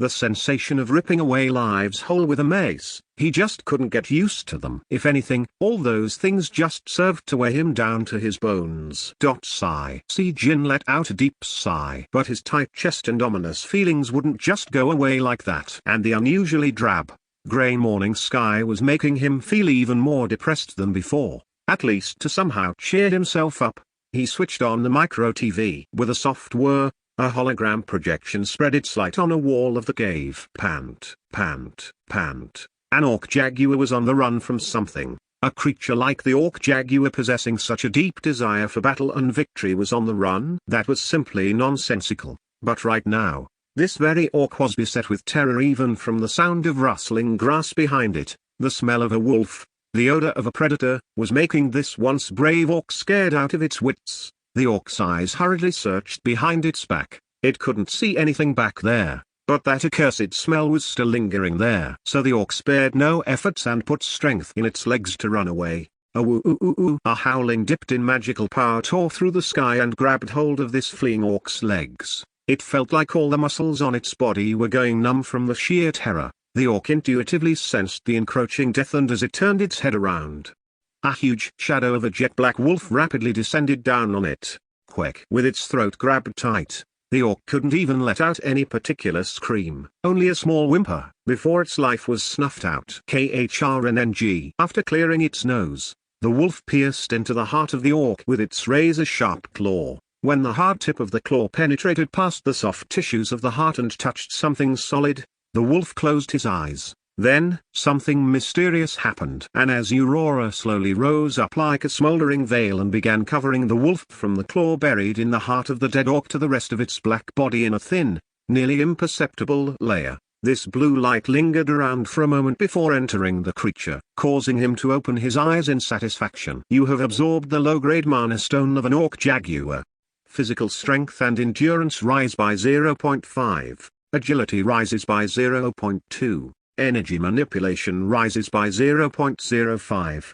If more stones are absorbed, the native skill of the orc jaguar can be acquired. That's quite a lot. Was it because I got an orc jaguar, even though it was still a juvenile? Si Jin, now in his ebony wolf form, grinned slyly. He discovered this way of utilizing mana stones rather coincidentally. It truly was through a completely lucky chance. Around 10 days ago, Si Jin watched a documentary on his TV inside the cave. And in this particular documentary, the makers were explaining why the predatory monsters, such as a troll in ravenous state or a two-headed ogre, became stronger after eating other monsters. At the end of the program, the experts concluded that these monsters possessed special digestive system that could absorb mana stones. Those words ended up rousing his curiosity, so Si Jin picked up a lowest grade mana stone he planned to sell later on and promptly swallowed it. Just like that, an alert window popped up into view at the same time. Condition complete. Absorb a mana stone. The passive skill growth type monster has been acquired.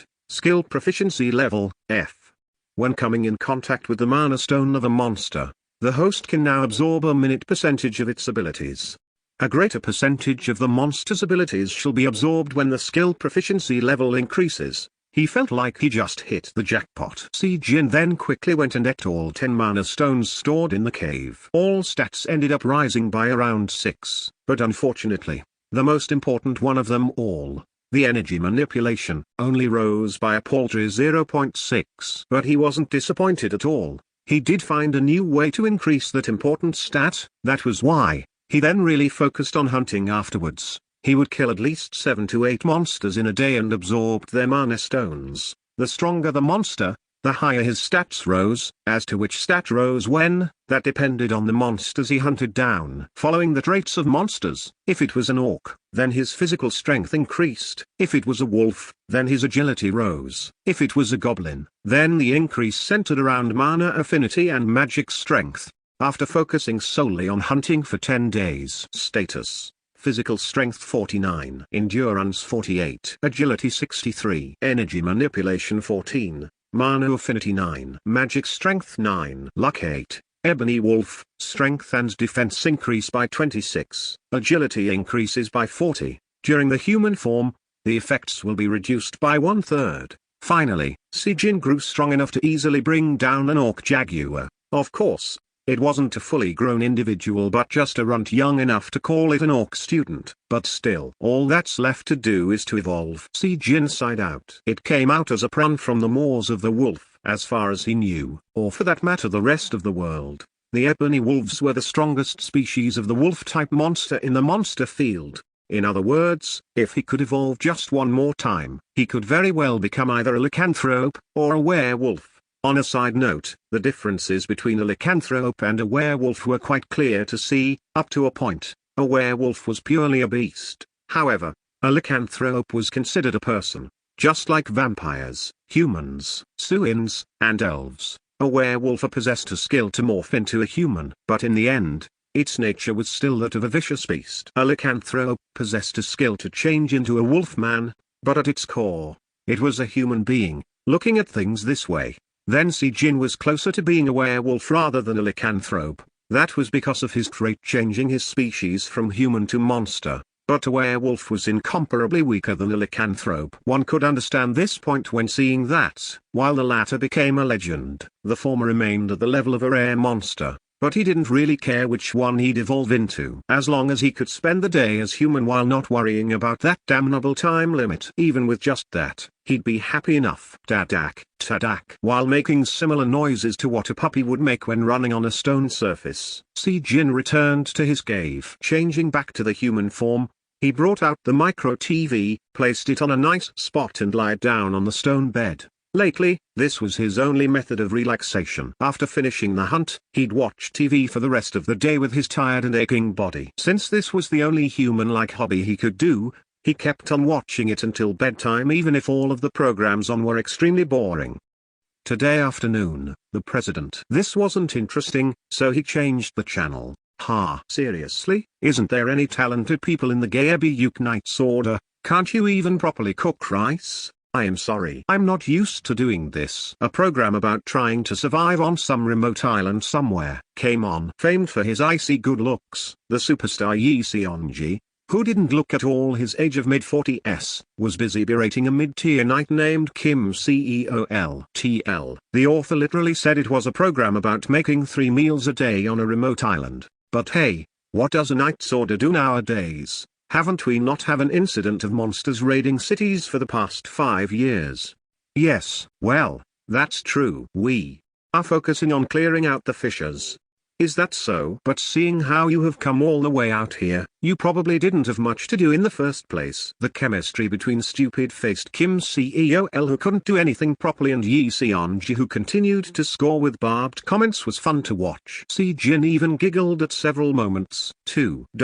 I wonder, can I also make an appearance on TV? A strange thought suddenly bloomed in Sijin's head as he continued to watch the TV and chuckle. No matter how fed up it was, he still received a superpower, so such a thought inevitably had to spring up in his mind, seeing that he lived as an orphan with no hope and prospects for 21 years of his life. And that thought was about being loved by many people out there. Nowadays, the gap between a hunter or a knight and that of a celebrity was quite small. There were even TV shows dedicated to hunters and knights only, so it was possible to become famous by killing enough monsters to raise one's rank to a mid-tier if one was a knight, or high-tier if one was a hunter. As if, not too long after, Sijin returned to reality and vigorously shook his head to disperse the unrealistic dream out of his mind. And then, he changed the channel right away. 3 o'clock this afternoon. A werewolf was witnessed coming out from a fissure in Gangbaku Krun. Sijin's body shot up from the bed the moment he heard the news, slightly resembling the legendary lycanthrope, but quite different in nature. The werewolf is a rare monster that hadn't been seen for past 30 years. After cleaning up the Fisher and gang bucku, the Raven Knight's Order has announced plans to craft equipment from the remains of the werewolf, as well as to auction off the recovered mana stone. Grung. As soon as he heard the words mana stone, Jin nearly pounced into the hologram projection. The auction containing the werewolf's mana stone as well as other loot recovered from the Fisher will be held at Hyanwal Auction House located on the island of Sebit next week Tuesday, 1 p.m. The werewolf's mana stone has been rated at only an upper mid-grade, but its selling price is expected to be, at minimum, $1.76 million US, to the maximum of $3.5 million US, due to a high number of collectors desiring this rare item. No. Why the FCK is it so expensive? Jin became so emotional, he inadvertently changed back to the human form and yelled out loudly, TL? I thought the dude was in the human form already while watching the telly. Must have changed to the wolf because of the time limit. Money. Truly out of the blue, he found himself needing a lot of money. Of course, the chances were, he'd go through no changes whatsoever even after absorbing that mana stone. But there was a possibility. Even if it was minute, for Jin who was in the deepest bowels of despair it was worth betting everything he had. Money. He yelled out even louder and stood up from his position. Jin anxiously paced around the interior of the cave for 10 minutes while biting his fingernails. The voice of the anchor continued to reverberate in his head. The expected price of $1.76 million minimum, the maximum of $3.5 million. The expected price of $1.76 million minimum, the maximum of $3.5 million. TL. Yes, the same line is repeated in the roar. I don't have enough money. Jin bit his lower lip hard. Then, he spotted the micro TV's call function. There was only one number showing up in the list of the recent calls, Hazeline. They only saw each other twice now, and the amount he needed to borrow was, at least, $1.76 million. Any sane person would know not to make that call. But for a guy with a pair of bloodshot eyes and his thoughts stuck in despair, such a thing as sanity had imploded a long time ago. Ring, ring. His breathing became harsher every time there was a ring. He didn't want to miss this opportunity. The werewolf's mana stone, from a rare monster that had not been seen in the past 30 years. If he missed this chance, then there may never be a next time for him. Hello. This is the manager of Yozion Alchemy House, Miss Hazeline. This is Kevin of Prima speaking. Jin hurriedly shouted out her name in an urgent voice, causing Hazeline to answer in panic. Hello, Sir Kevin of Prima. Is there something wrong? I need to apologize to you beforehand, but may I ask you for an important but selfish favor? Why yes, why so suddenly? Yes, it's possible. If it's you, Sir Alchemist. Hazeline made a calm reply. She was probably thinking that it couldn't be something big. Or, even if it truly wasn't something big as she suspected, she could have figured that having Jin in her debt may prove beneficial in the further development of their business relationship. Can you borrow me some money? I will definitely, without a doubt, work hard and repay you with my potions. It just so happened to be that she was right and he dearly wished to get into an enormous debt with Hazeline. A short sound of incredulous shock leaked out from the receiver of the phone. Chapter 16, The Mana Stone of a Beast. 2. Chapter 16, The Mana Stone of a Beast. 2. What are you talking about? Out of the blue. First, please calm down, take a deep breath, and then talk to me. I'm not going anywhere. Hazeline carefully admonished him. She wasn't sure of what happened, but the alchemist seemed to be in a lot of hurry and was thirsty for something, unlike last time they met. Fortunately, Jin was able to follow her advice. Hoo-woo. For about a minute, the sound of deep breathing came out of the receiver, and his relatively calmer voice followed soon after. An item I must procure right away has become available. I'm well aware that the proceeds from the sale of the potions haven't come in yet. However, right now, I have 10 bottles of potions finished and in stock. I won't ask money for them, but can you help him? Huh? You already have 10 in stock? Jin was in a serious hurry but Hazeline's thoughts were focused elsewhere. How long has it been since he was here before last? But he already brewed 10 more. Of course, she didn't expect every single one of them to be a high-grade potion like before. If that was the case, then he'd be the alchemy personified. But, to have created 10 potions in less than a month, if they were around mid-rank in grade or lower, then well, it was comparable to the level of an alchemy workshop. It was an utter nonsensical joke no one would believe if a lone alchemist, a human at that, managed to match a workshop's output.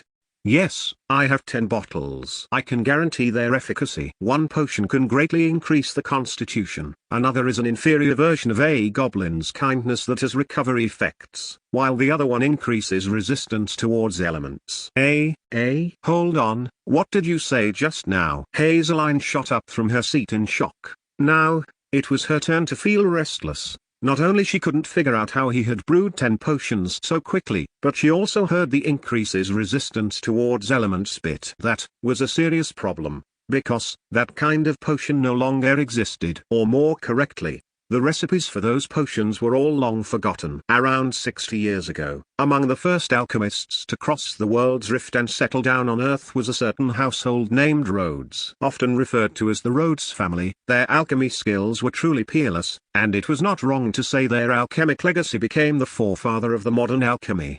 And just like the modern-day alchemists, the Rhodes family was very secretive and never shared their formula with anyone. As a consequence, there were numerous potions only they could make, and amongst those, one of them happened to be the element resistance potion. But around 30 years ago, the Rhodes family suddenly disappeared without a trace, as if they didn't exist in the first place. So, all the recipes and formulas for the Rhodes family potions also vanished along with them. Not only the Rhodes family left behind an indelible mark on the world of alchemy, they also left behind a mystery that could not be solved by the current level of modern-day alchemists. They were seen as a source of inspiration, as idols for adulation, and a great motivational factor for many alchemists, thus becoming a legend in the process. And now, this one guy was busy saying that he had created a potion that only a Rhodes could have made. Wait a minute, what potion did you say it was? Elemental resistance? Yes, I did. At his composed reply, Hazeline nearly fainted on the spot. She so badly wanted to go to where he was and confirm the truth of this potion for herself. But how? No, wait, where are you now? I'll come and see you. No, that's a little inconvenient for me. Jin replied carefully at her strangely excited reactions. But Hazeline was feeling really, madly frustrated right now. This conversation was now at a level well past the realm of strange and into something completely crazy. So many, countless alchemists, including Hazeline, formed research groups in order to challenge the mystery of element resistance. The reasoning for the Great Alchemy Conference that occurred 5 years ago was precisely that, to recreate all the potions that had vanished along with the disappearance of the Rhodes family. They focused on 5 items back then, and one of them was this element resistance potion. But this gathering, organized by the Knights' Orders and led by them instead of alchemists, dissolved after not only failing to discover the recipes, they couldn't even figure out the ingredients used for the potions. Deep mistrust ended up developing between each alchemist that had participated, and towards the Knights, as a result.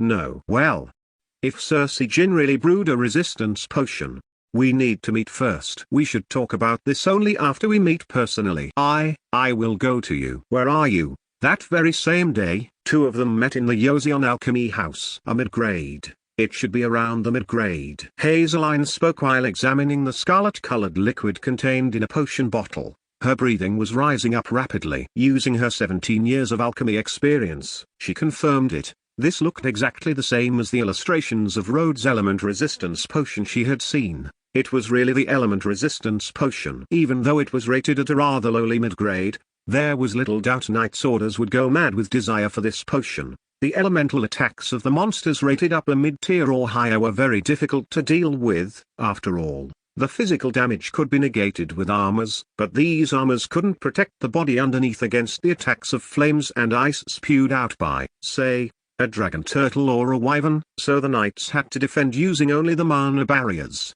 But unless one was a high-tier knight, it was difficult to endure incredibly high mana expenditure. Even those amazing highest-tier knights didn't dare to casually engage monsters that used innate elemental attacks without a recovery potion. However, the story changed a great deal with the element resistance potion in the picture. This was a potion used exclusively for the subjugation of the top-ranked monsters. Following the standards set by the Rhodes family, a mid-grade could negate as much as half of the damage from the innate element attacks. That meant a high-tier knight would have a far easier time fighting the monster as the amount of mana devoted to maintaining the barrier would decrease. This potion. Did you make it alone? Yes. It was difficult to brew them, so I could only brew 2 bottles worth. Si Jin nodded his head. This element resistance potion had a painstakingly exacting compounding requirements. Not only did it require over 20 different types of ingredients, it also required him to be very careful when combining the said ingredients. Hell, even with the goblin's craftsmanship skill, he ended up failing numerous times. Actually, the reason why he made this potion was to increase his proficiency with that very skill. The thing was, he received more skill proficiency points when he failed making potions, compared to when he was successful.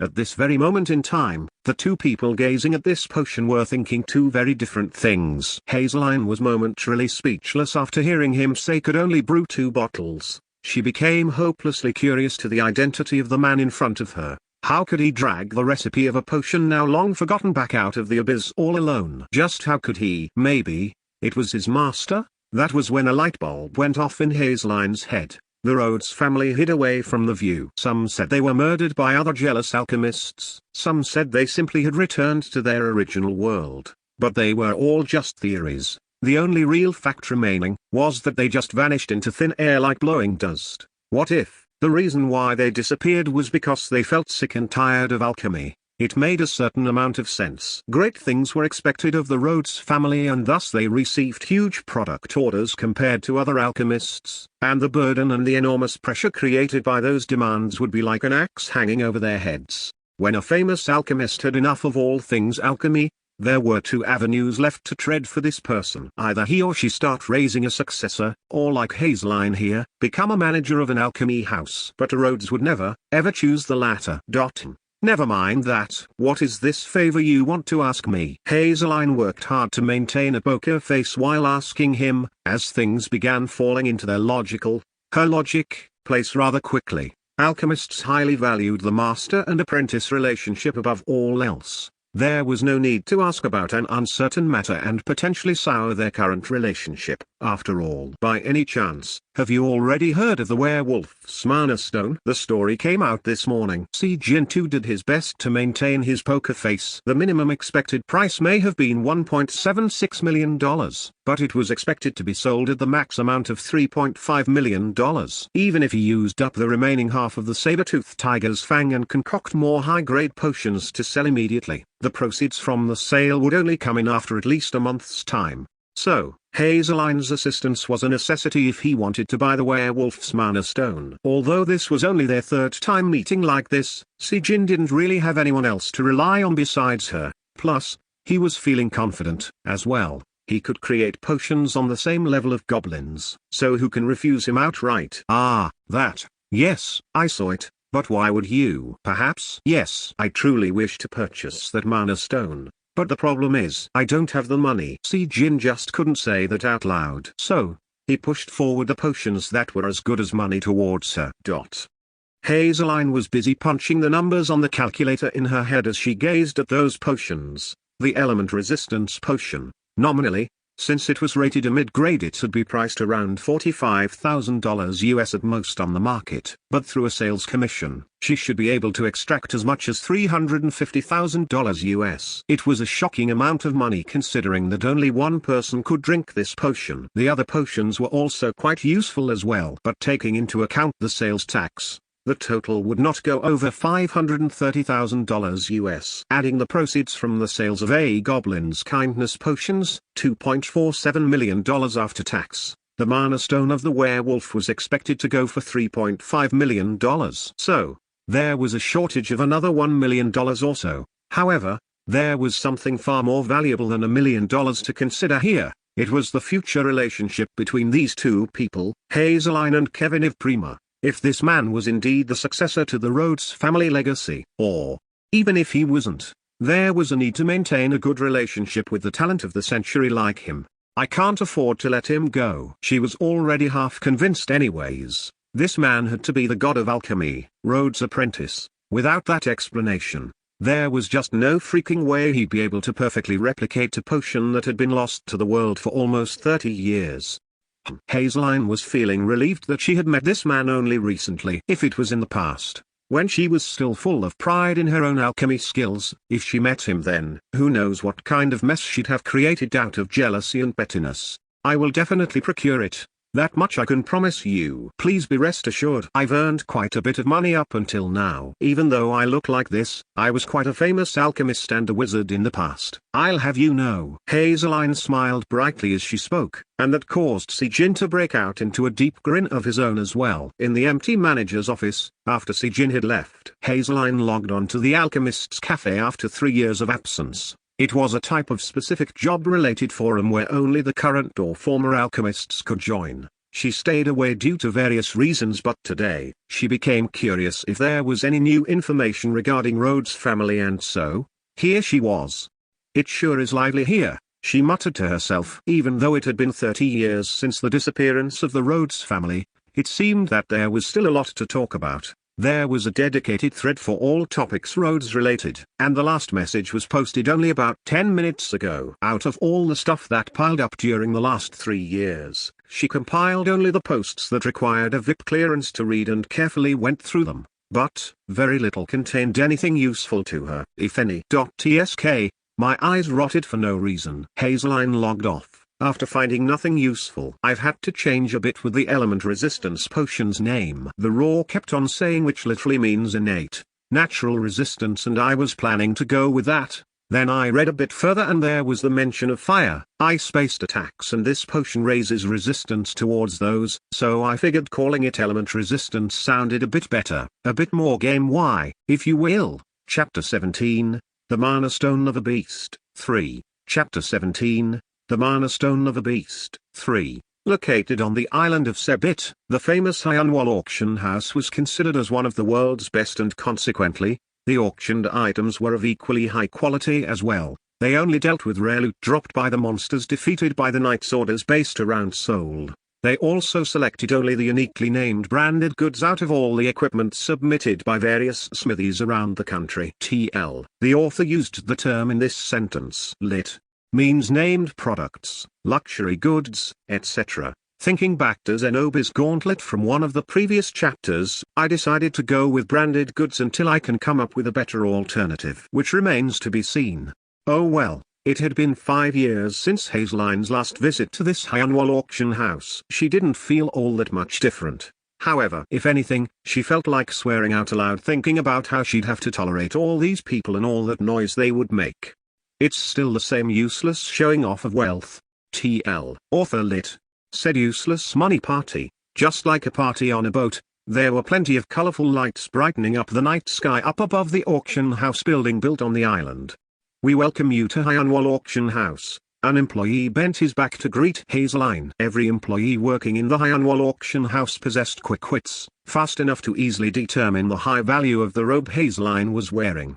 As soon as Hazeline handed over her VIP ticket, she received a mini-computer and a numbered card from an employee behind the counter. The number on it was 77. It was a number that made her feel somewhat confident. Happy at this lucky occurrence, she walked into the auction premise. Mr. Sijin, can you hear me? She spoke softly to Sijin, who was listening from somewhere via the bracelet on her left wrist. 10 seconds of silence later, he replied back. Yes, I can hear you well. I've just arrived at the auction house. The auction itself should end in about 3 to 4 hours, and the exchange of ownership will take place tomorrow. I will give you the certificate of transfer as you need to come in person to collect the item. As we've spoke before, that is something I can't do. The werewolf's mana stone was the item put forth by the Raven Knight's order. Even if Hyanwal was commissioned to hold the auction for the items, during the transfer of ownership, the seller, sometimes a representative, and the buyer had to meet face to face, and she could easily guess who the Raven Knight's order will send out as their representative. One of only 41 highest tier rank knights in South Korea, Kim Rin. Hazeline would rather kill herself if it meant seeing that woman's face. No, scratch that. If the two of them did meet, then one of them would die for sure. Although she wanted to help Sijin out, they've only met 3 times. She wasn't willing to brave that kind of danger for him. The time. The process won't take long. Yes, it'll take an hour, max. Since I'll make the payment today, you can simply pitch up in 2 days' time and fetch the item. At Hyanwal Auction House, if one wanted to bid for an item, then that person must possess on their persons at least half of the bidding amount, and also must make the full payment within 4 days of the successful bidding attempt. It was a quite strict policy, but it couldn't be helped as High Anwal placed trust and speedy resolutions as their utmost priority. Understood. Hazeline could sense the hidden unhappiness in Si Jin's voice even from here. She was curious as to why he put so much emphasis on time, but in the end, she simply told him to wait for her and ended the call. HMPH. Hazeline carefully minded her robe from folding up and sat down on her designated VIP seat. Soon after, people wearing luxurious formal suits or clothing-style armors noisily entered and rapidly filled up the interior. The auction finally commenced just as Hazeline's head was getting dizzy from all the people present here. "Ladies and gentlemen, I warmly welcome you," the announcer with a chiseled good looks greeted the participating audience. Then he lightly introduced the lot on offer for today and without further ado, commenced with the auction proper. Introducing our first item, the Demonix necklace. This is a wonderful necklace said to help with the wearer's mana circulation. I swear, I didn't misspell the name on purpose. Normally, when a piece of equipment has its maker's name attached to it, or have its own unique name, then that item was considered as branded goods. The naming of an equipment was actually set in stone by law and had to follow a certain guideline. Didn't matter whether it was handmade or mass-manufactured. If the government agency didn't acknowledge it, then the equipment's name had to include its base material and its category. For example, Si Jin's weapon, the steel mace. If the smith improved his or her skill and became an apprentice, then he or she could add modifiers to the names of the items, such as unbreakable or strong. Next up was the artisan. At the level of an artisan, the government would allow more leeway when naming the items. So, an artisan could attach his or her name to the items, just like the Demonix necklace from before. And finally, master. After climbing the summit of equipment refinement and manufacture, he or she would receive the title of a master craftsman from the government, and could also grab hold of the greatest honor of legally being allowed to name their items any way they see fit.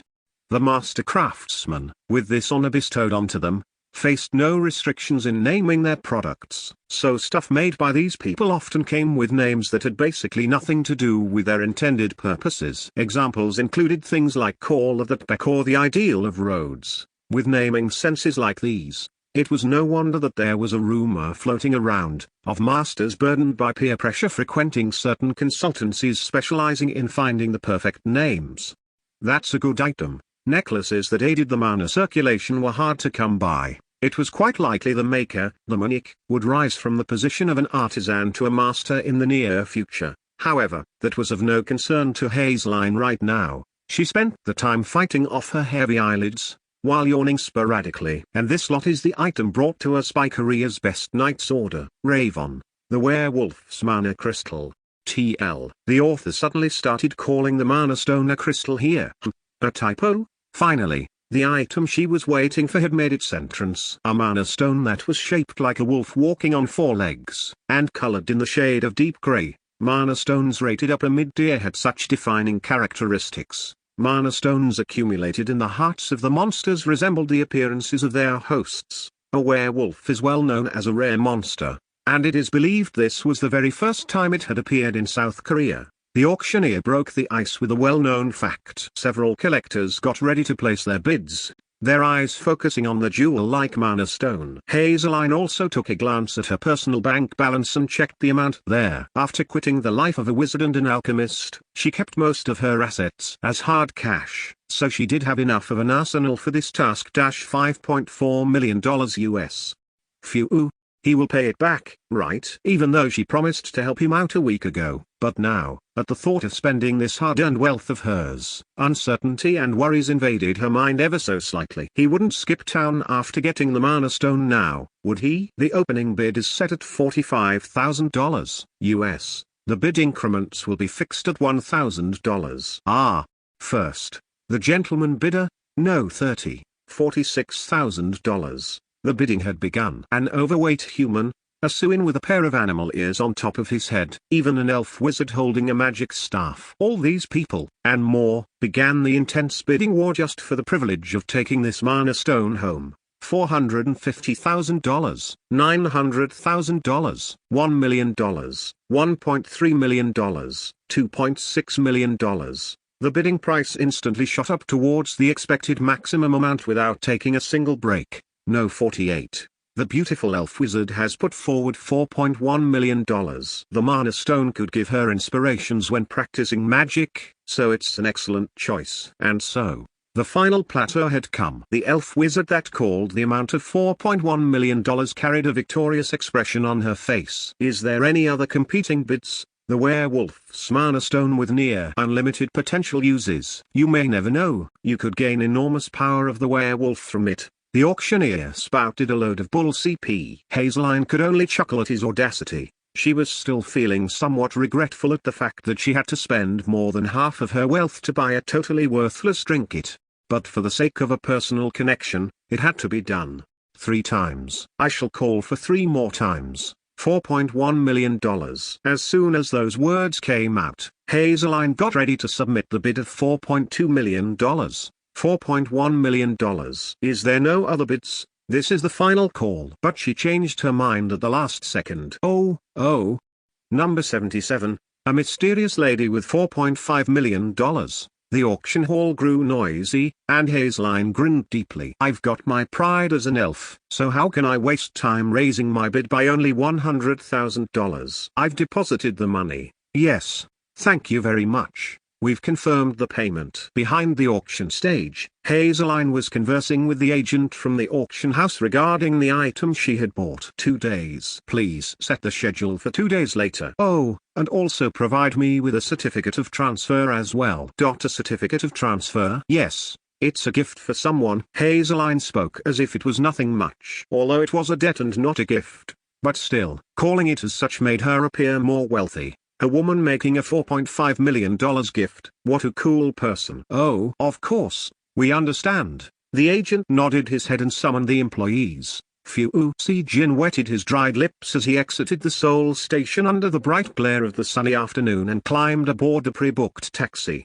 From the Seoul station to Sebit Island, 10 minutes of ride in the high-class taxi that burned mana as fuel. As soon as he disembarked in front of the Hyeonwol auction house, the security guards there blocked the robe-wearing Si-jin's path after thinking that he was a suspicious person. I'm here to collect the item bought in the auction. The promised time was 1:10 p.m. Currently, it was 1:05 p.m. After checking out his certificate of transfer, the security guards guided Si-jin in a respectful manner. He was brought to the front of an elevator used exclusively by VIPs, and as he waited, a sales agent approached his side and while smiling she entered the lift alongside him. Are you an alchemist? Wizards usually didn't hide their faces with robes. She asked him out of respect. But Si-jin didn't reply back. He simply waited stiffly for the elevator to take him to his destination as quickly as possible. When he coldly didn't react to her, she became abashed and her ears and tail stood straight up.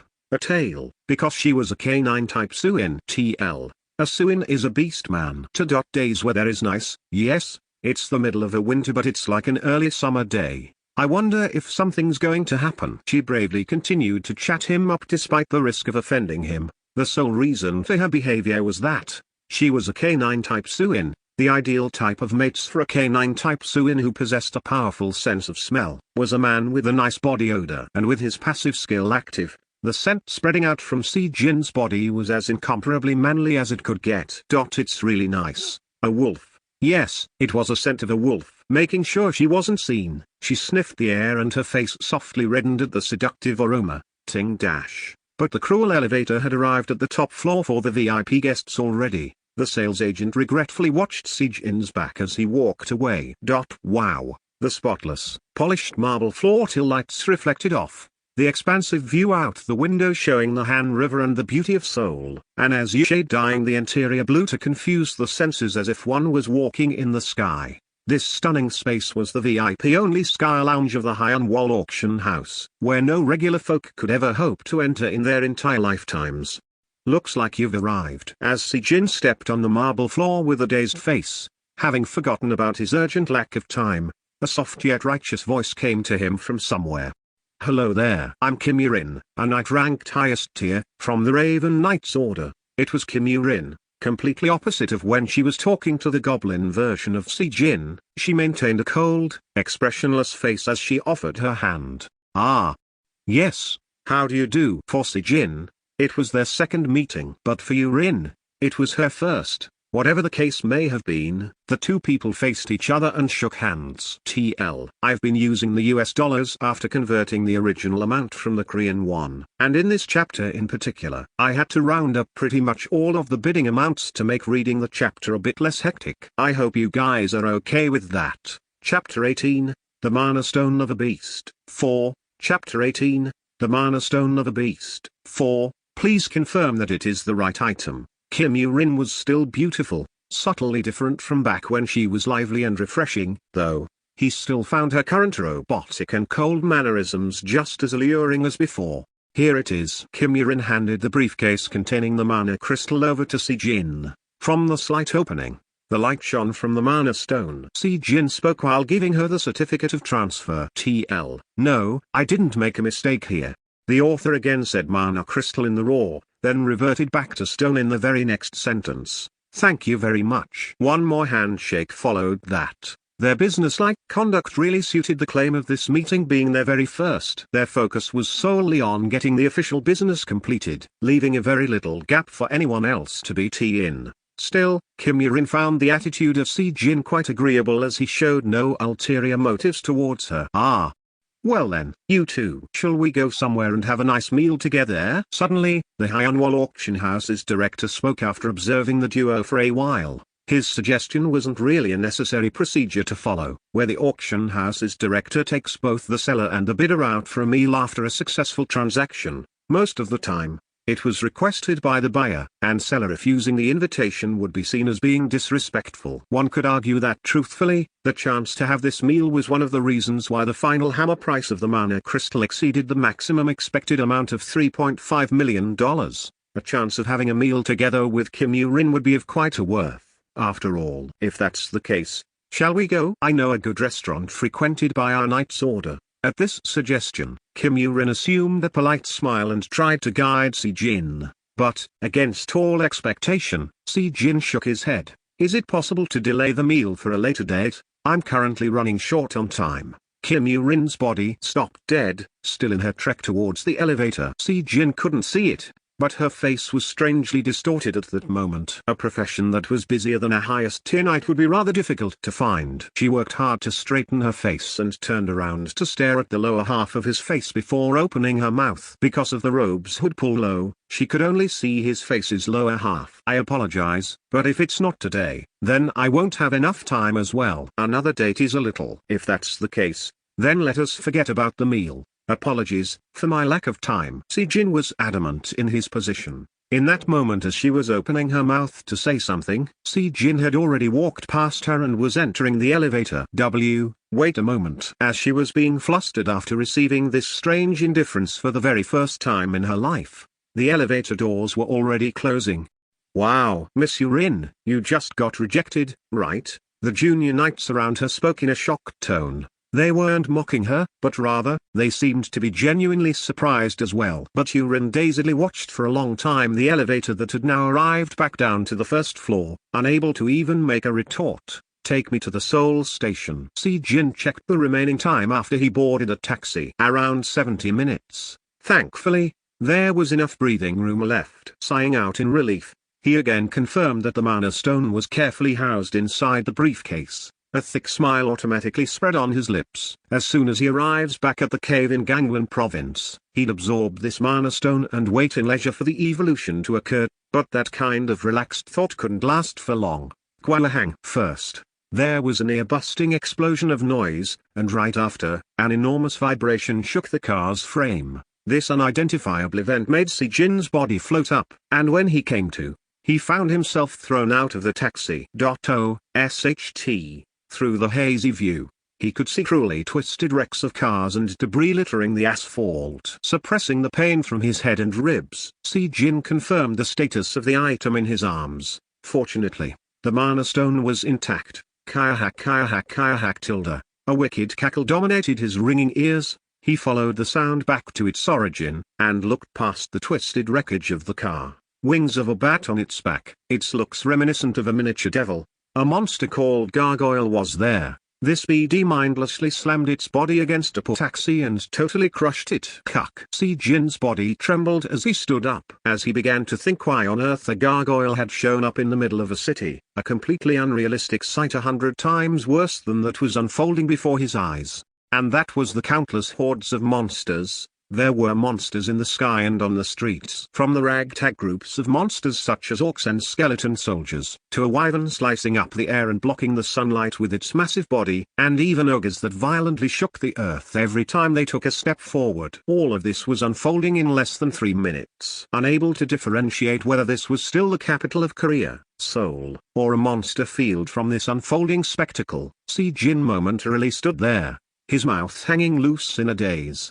A monster outbreak. First level alert. All citizens must evacuate the area. The knight's orders will arrive shortly. Si Jin woke up from his stupor thanks to the automated alert coming from somewhere. Only then did he realize that the gargoyle was staring daggers at him with those full moon-like grey eyes. He didn't show any further reaction, but slid his hand slowly inside the briefcase. A gargoyle was a shrewd and cruel monster. He heard that due to its abundant curiosity, this monster was known to play around with its human victims. Kyra save me, mommy. At the sudden outbreak of these monsters' assault, the surroundings had rapidly deteriorated past the level of purgatory, and now resembled hell. Wrecked cars exploded and flames rose up from the spot, dyeing the world crimson. Buildings were collapsing, and a child was crying out in terror after losing the sight of its parents.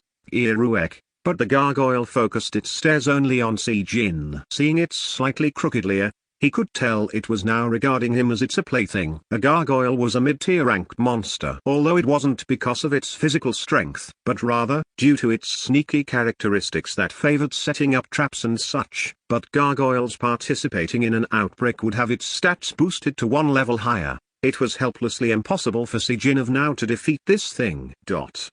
Si Jin's hand that was soaked in sweat blindly stumbled around inside the case until he could feel what he was looking for. It was hard and cold, the werewolf's mana stone. Will you absorb the mana stone of an upper mid-tier werewolf? Yes, no, warning. Currently, this monster is much stronger than the host. Weak. At the same as the message window popped up into his view, the gargoyle flapped its wings and took flight. There was that warning, but he couldn't think too deeply about it. Gritting his teeth, he pressed yes, synchronizing with the ebony wolf form. The absorption of the werewolf's mana stone has commenced. During the process of absorption, it is not possible to change to other forms, and in that moment, Si Jin could only open his eyes abruptly. Kuuk. An incredible pain from all over his body. Bones began growing uncontrollably, tearing his flesh and internal organs apart. This indescribable pain, comparable to being pierced by a steel pipe dozens of times in a single second. Tears of blood dripped out from the corners of his reddened eyes and the mixture of spit and blood spewed out from his loosely hanging mouth.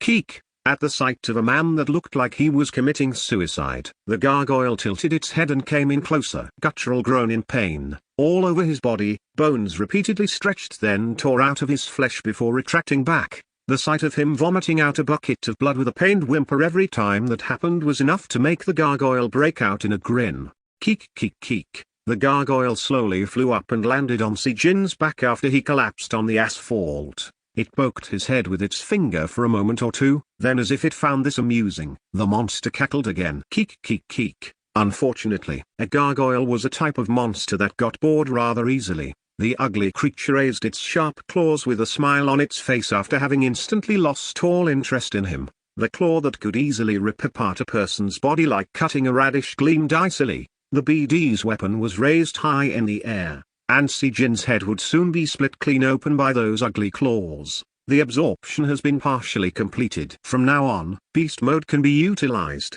Beast Mode will automatically activate when the host's life is in danger. It was also at this time when Si Jin's eyes glowed in deep yellow, right when the claw reflecting the sunlight descended down on his head. The claw seemed very slow, also, it looked weak, as if it just might break into pieces after he shook it around a couple of times. Maybe, this was what a predator must have felt looking at its prey. Si Jin lightly swung one of his arms and threw the creature away. Massive noise of destruction, but the end result couldn't be called light at all. The claws of Gargoyle did break apart and scattered in the air, and its body was flung away into distance with a loud, explosive noise as if it was exploding drum barrel.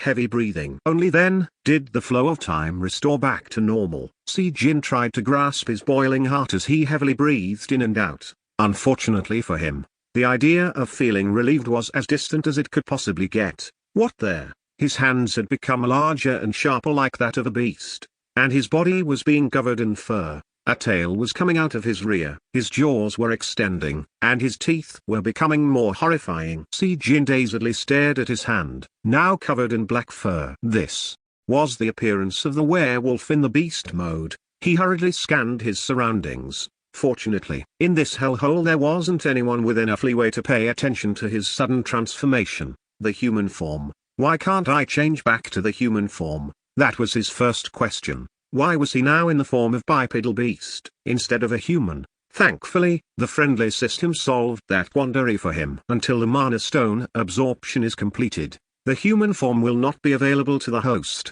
Right after that message, countless other alert windows swarmed in front of his eyes, enough to block the entirety of his view. Condition complete, the heart of a beast. The host has absorbed the mana stone of the mighty werewolf into his heart. All stats rise by 15. When the absorption reaches 100%, in the ebony wolf form the host can deactivate either the beast mode or the human mode. Not possible to change to other forms until the absorption is complete. Acquired passive skills: Flesh of a Beast, High Strength Claws and Predator. Passive skill: Flesh of a Beast. Skill proficiency level, F. The flesh is strengthened, and small amount of damage from magic is negated. The wounds on the body heal rapidly through the body's excellent resilience. The host can freely manipulate the flow of his blood as well as a target's. However, a part of the host's body, such as claws or fangs, must be in contact with the target's bloodstream. During the human form, the effects of the skill will be decreased. Passive skill: High Strength Wolf's Claws. Skill proficiency level, F. The claws of a wolf that boast the strength and hardness of steel. When the skill level is raised, the corporeal, incorporeal and even aura can be exterminated. During the human form, the effects of the skill will be decreased. Passive skill: Predator. Skill proficiency level, F. The host will grow stronger the more enemies the host eliminates. When a stronger enemy is killed, the rate of growth will be greater. The prey can feel fear towards the predator and could surrender. Wish to submit under the rule of the host. Too bad, there just wasn't enough time for him to sit down and properly go through all these messages. Take the ogre first. Leave the wyvern to the highest tier knight. Knights were already approaching this place. Jin hid from their eyes and moved as stealthily as possible. Chapter 19, The Mana Stone of a Beast, 5. Chapter 19, The Mana Stone of a Beast, 5. The only difference between an ebony wolf and a werewolf, not taking into account the gap in strength, was that a werewolf could assume either a beast's appearance or that of a human being. Although nominally he was still in his ebony wolf form, but on the outer appearance alone, it'd be more correct to call him a werewolf now, instead. The absorption is still in progress, impossible to change to a beast form. Jin gritted his teeth hard. His current form, a bipedal wolf beast, werewolf, was just 2D and eye-catching. That's why he wanted to change into something that moved on 4 legs, but even that was impossible. Make one mistake, and I'm dead. Right now, he was without a doubt a monster. He was the #1 target for extermination by the knights or even the hunters. Jin lowered his body as much as possible and also used his arms as well to move. Thankfully, his exemplary sense of smell helped him to find back alleys with no knights or hunters present. Plus, an ebony wolf was very much specialized in being stealthy. No matter how stuck he was in this beast mode, the people busy fleeing the scene couldn't sense his movements that had blended into the shadows. Breaths a sigh of relief, animal style. After walking for a while, Jin sensed that he had escaped the initial bloody battlefield between monsters and knights and let out a breath of relief. But the surrounding situation still wasn't really safe just because there weren't any knights nearby. Low-tier and mid-tier monsters were attacking buildings, or were busy killing citizens while mowing down the boardwalks. A monster fell on top of a car parked inside a damaged building, and the flames erupted from the exploding car. A child fell over as the explosion nearly engulfed her. But Jin couldn't do a thing. For his own survival, he had to disregard everything and run. In other words, He had to disregard the child's cries entering his ears. "Mommy, yes, Soo-young." At the child's cries, the mother's voice called back. The face of a woman who must have been the mother was dyed black. And there were debris from the building falling on top of this child who was collapsed on the street with her legs bruised! Exclamation mark.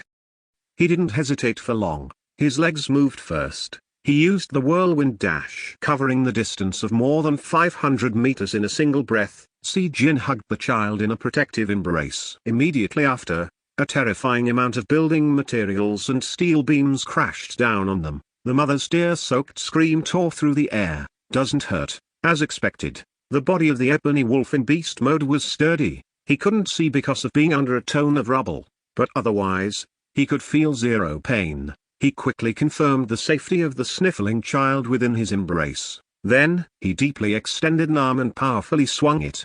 Kwalahang, the hill of rubble weighing down on the beast's back was scattered into the air. Soo-young, the first person he saw was the child's mother. She was holding a baby in one hand while approaching closer to save her other kid. Unfortunately, there was a single beast that completely filled up her sight. A big body that easily exceeded 2 meters in height and a wolf's head that proudly displayed its scary fangs. Although it was covered in black fur, that fur couldn't hide all those intimidating muscles of the beast. The woman retreated back from the fear-inducing form before falling down on her BT. But within the arms of that horrifying beast was her daughter. She found a sliver of courage and tried very hard to stand up on her 2 trembling legs. KRRNNG, kick. However, the beast moved first. The woman screamed out in fright, but the beast simply walked in a thumping footsteps and put the girl down in front of her. Unable to figure out what just happened, she glanced back and forth at her child and at the beast before finally understanding the situation. Then she hugged little girl tightly. 500 meters northward. Numerous strong humans. Si-jin couldn't just watch this scene of reunion relaxedly. Knights that had quickly subjugated the monsters were moving out from the origin of the outbreak and were starting to sweep the outer perimeters of Seoul. He rolled his legs and rapidly vacated out of there. The woman raised her head, wondering whether she should thank the strange beast or not. But like a mirage on a summer day, the wolf beast was already long gone.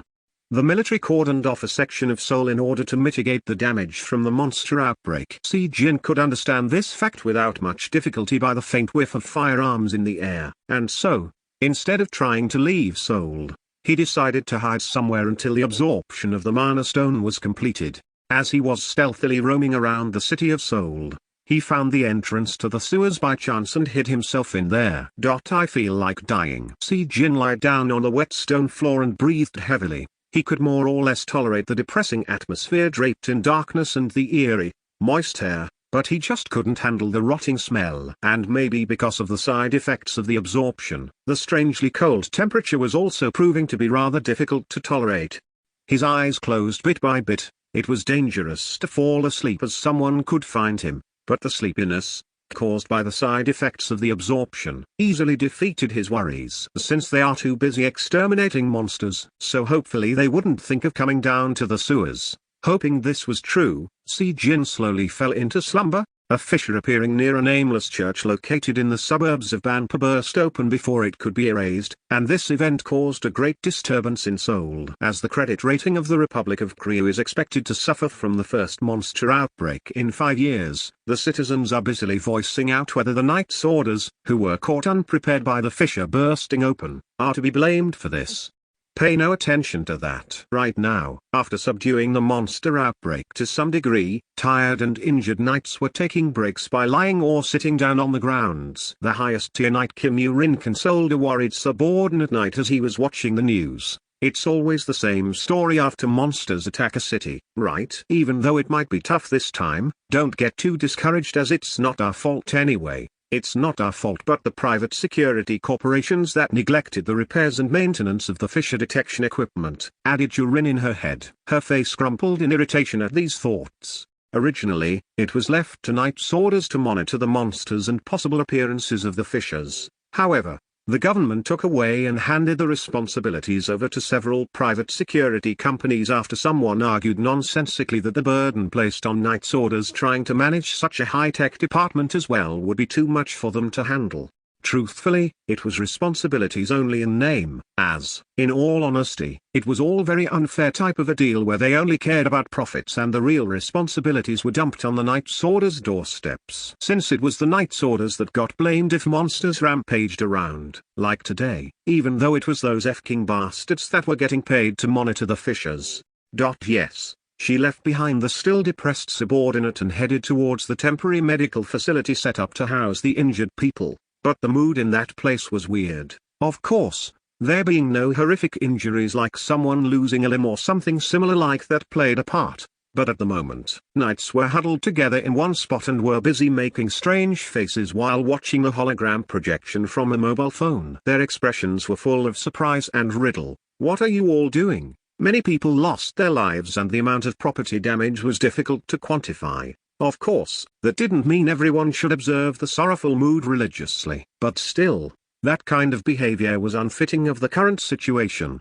Huh?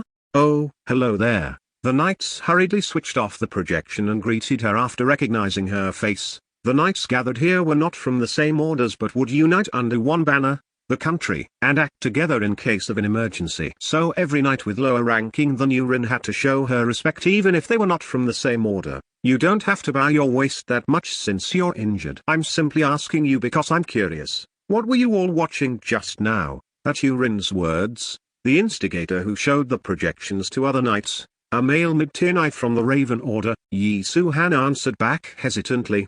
There was a strange news coming out during the evacuation of civilians. So what news? Well, it's just that. Miss Urin. I'm asking this just in case. But we really did kill that werewolf, didn't we? Urin's face crumpled. What the hell was this guy even saying? Of course. Where did that werewolf's mana stone come from? Otherwise. Right, but, the thing is. Looks like there's another werewolf out there. A citizen took a picture. Even if it's an emergency situation, there's always someone out there filming stuff. Somehow, we convinced him not to upload the footage to SNS for the time being, but... Please take a look. Yi Su-han continued with his words as the hologram was projected from the mobile phone. Here's the images of the werewolf, but seriously, it's really unbelievable. A werewolf is supposedly a rare monster, right? But the thing's even more strange this time around. The first image shown was the fallen rubble from a building piled up on the ground while a woman was screaming her head out in front of it. Kim Urin saw this horrifying scene and angrily admonished the subordinate knight for having a poor taste. But Yi Su-han, while sweating heavily, pleaded with her to check out the following image. Huh? It was as he said before. The next image was so unrealistic, she had to wonder whether it was photoshopped or something. With a loud explosion, the rubble flew up in the air, and from there two life forms appeared. One was a beast, while the other was a small child with her eyes squeezed shut in its arms. It's strange, right? It looks like the werewolf was protecting the child. There's an even clearer recording, too. Since this area was a bit farther away from the original monster outbreak spot,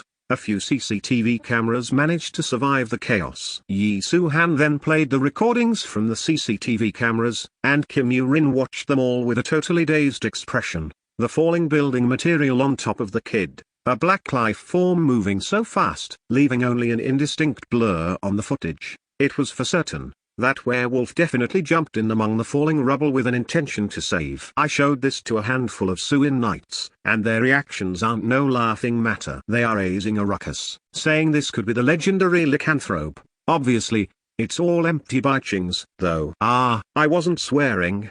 It was really a by-ch. There were K9 type Suins. TL. This guy here made a pun, which is somewhat lost in translation. I tried my best to preserve the attempted joke, but oh, well. At his words, Urin nodded her head in agreement. Lycanthropes didn't migrate to Earth. Back on the other world, they were the race that received treatments ranging from being shunned to even being subjected to extermination. And now, they would remain simply as creatures of legends, or even from a myth. It is rather strange, sure. But now isn't the time to watch something like this. Before I confiscate that phone, put it down and concentrate on healing your injuries. And, it'd be bothersome if mass media learns of this information. So you better check your mouth, too. I believe it's better to let the media know about this. What rubbish are you spewing now? Kim Urin frowned and glared at the man. I mean, it's not our fault anyway, but we still have to swallow lots of ill will. So why not circulate this footage to mass media and take the attention away from us? The grieving for the victims can come later. KHM. I'm truly sorry. As he was about to carry on with his words, Yi Su-han finally noticed that her expressions were steadily getting darker, so he quickly lowered his head. Better learn to filter your mouth more carefully. After spitting out the threatening words of warning, she turned on her heels and headed elsewhere. Inside the dark and dank sewers where not a ray of light existed, Kevin of Prima opened his eyes after getting a whiff of humans. 300 meters northward. One human, one Suin. At that moment, his half-awakened consciousness felt the coldness. He quickly checked the current situation of his body. There was a lot of fur. He was still in the beast mode. But his fears were assuaged as soon as a new message window popped up. The absorption has been completed. The active skill beast mode, human mode has been acquired. It's possible to change forms from now on. Beast mode, human mode, growth level, F. Can change between the beast mode and the human mode in the wolf form.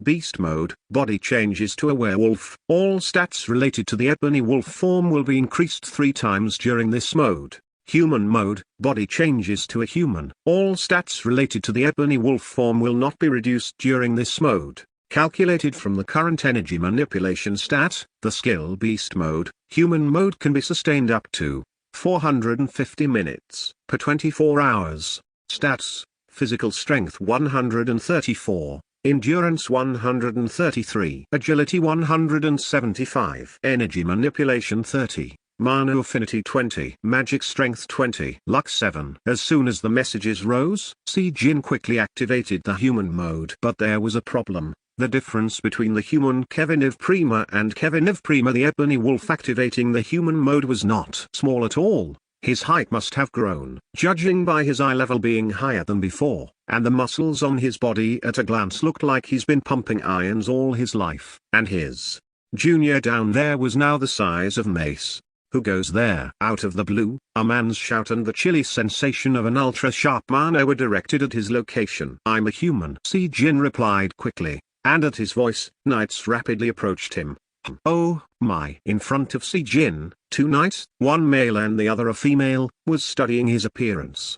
I escaped from monsters and hid down here. I took my clothes off after they caught on fire. After hearing his excuses, the male knight turned around as if he was unhappy about something, while the female knight continued to observe his body with her face totally red. She covered her face with both of her hands as if to imply she was embarrassed, but actually, both of her eyes were busy peeking out from between her fingers.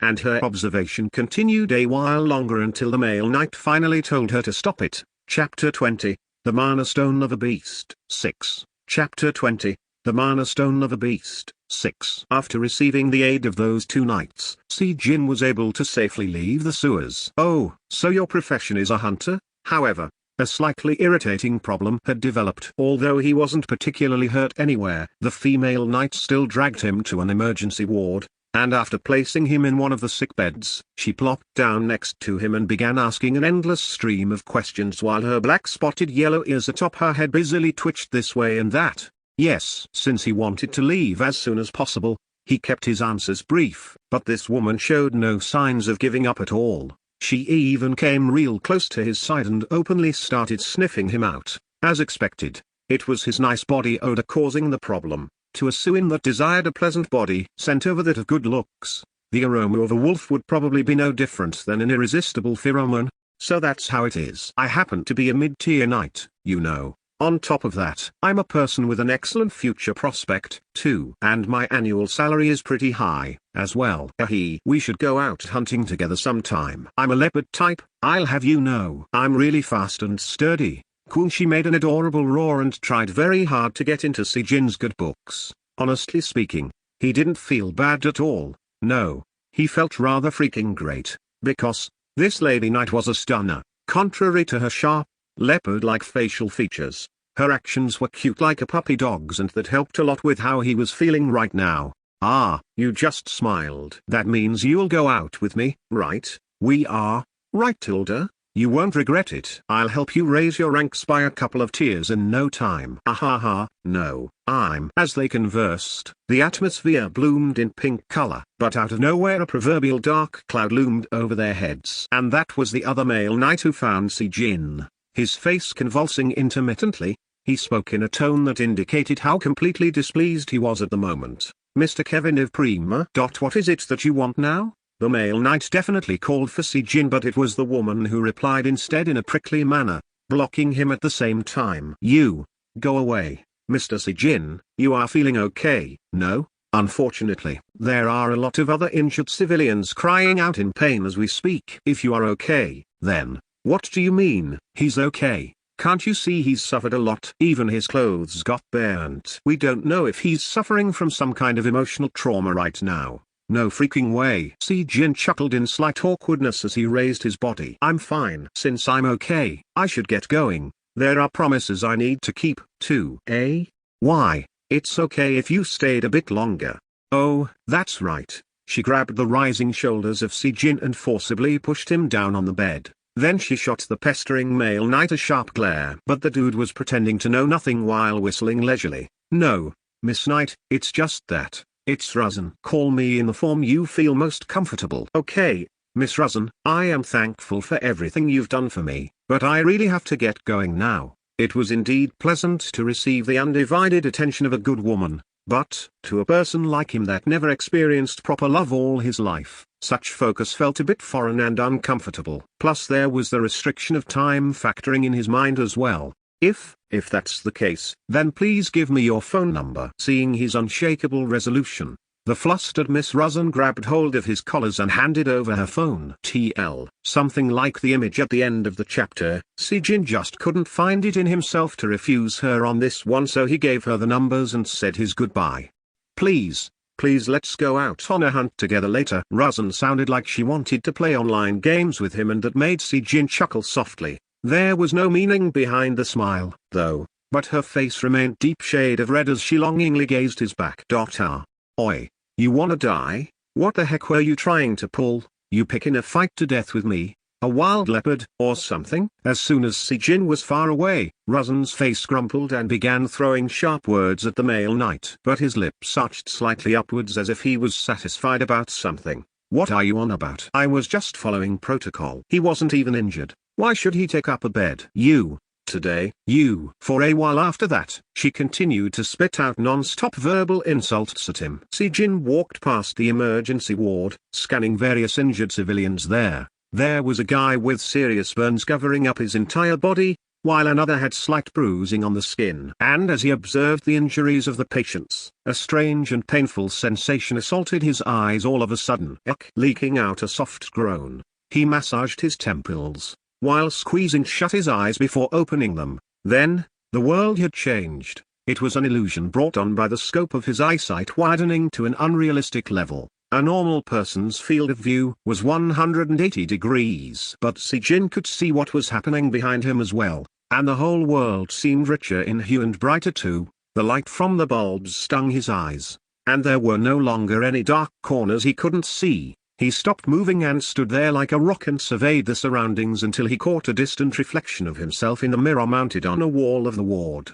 The color of his eyes had changed to a hue of eerie golden shade. Condition complete. Sense at least 10 cases of negative aura at once while maintaining the ebony wolf form. Passive skill Eyes of the Wolf has been acquired. The host's eyesight has been widened and not affected by the obstruction from a light. Also, the host will be able to discern what is normally invisible to naked eyes.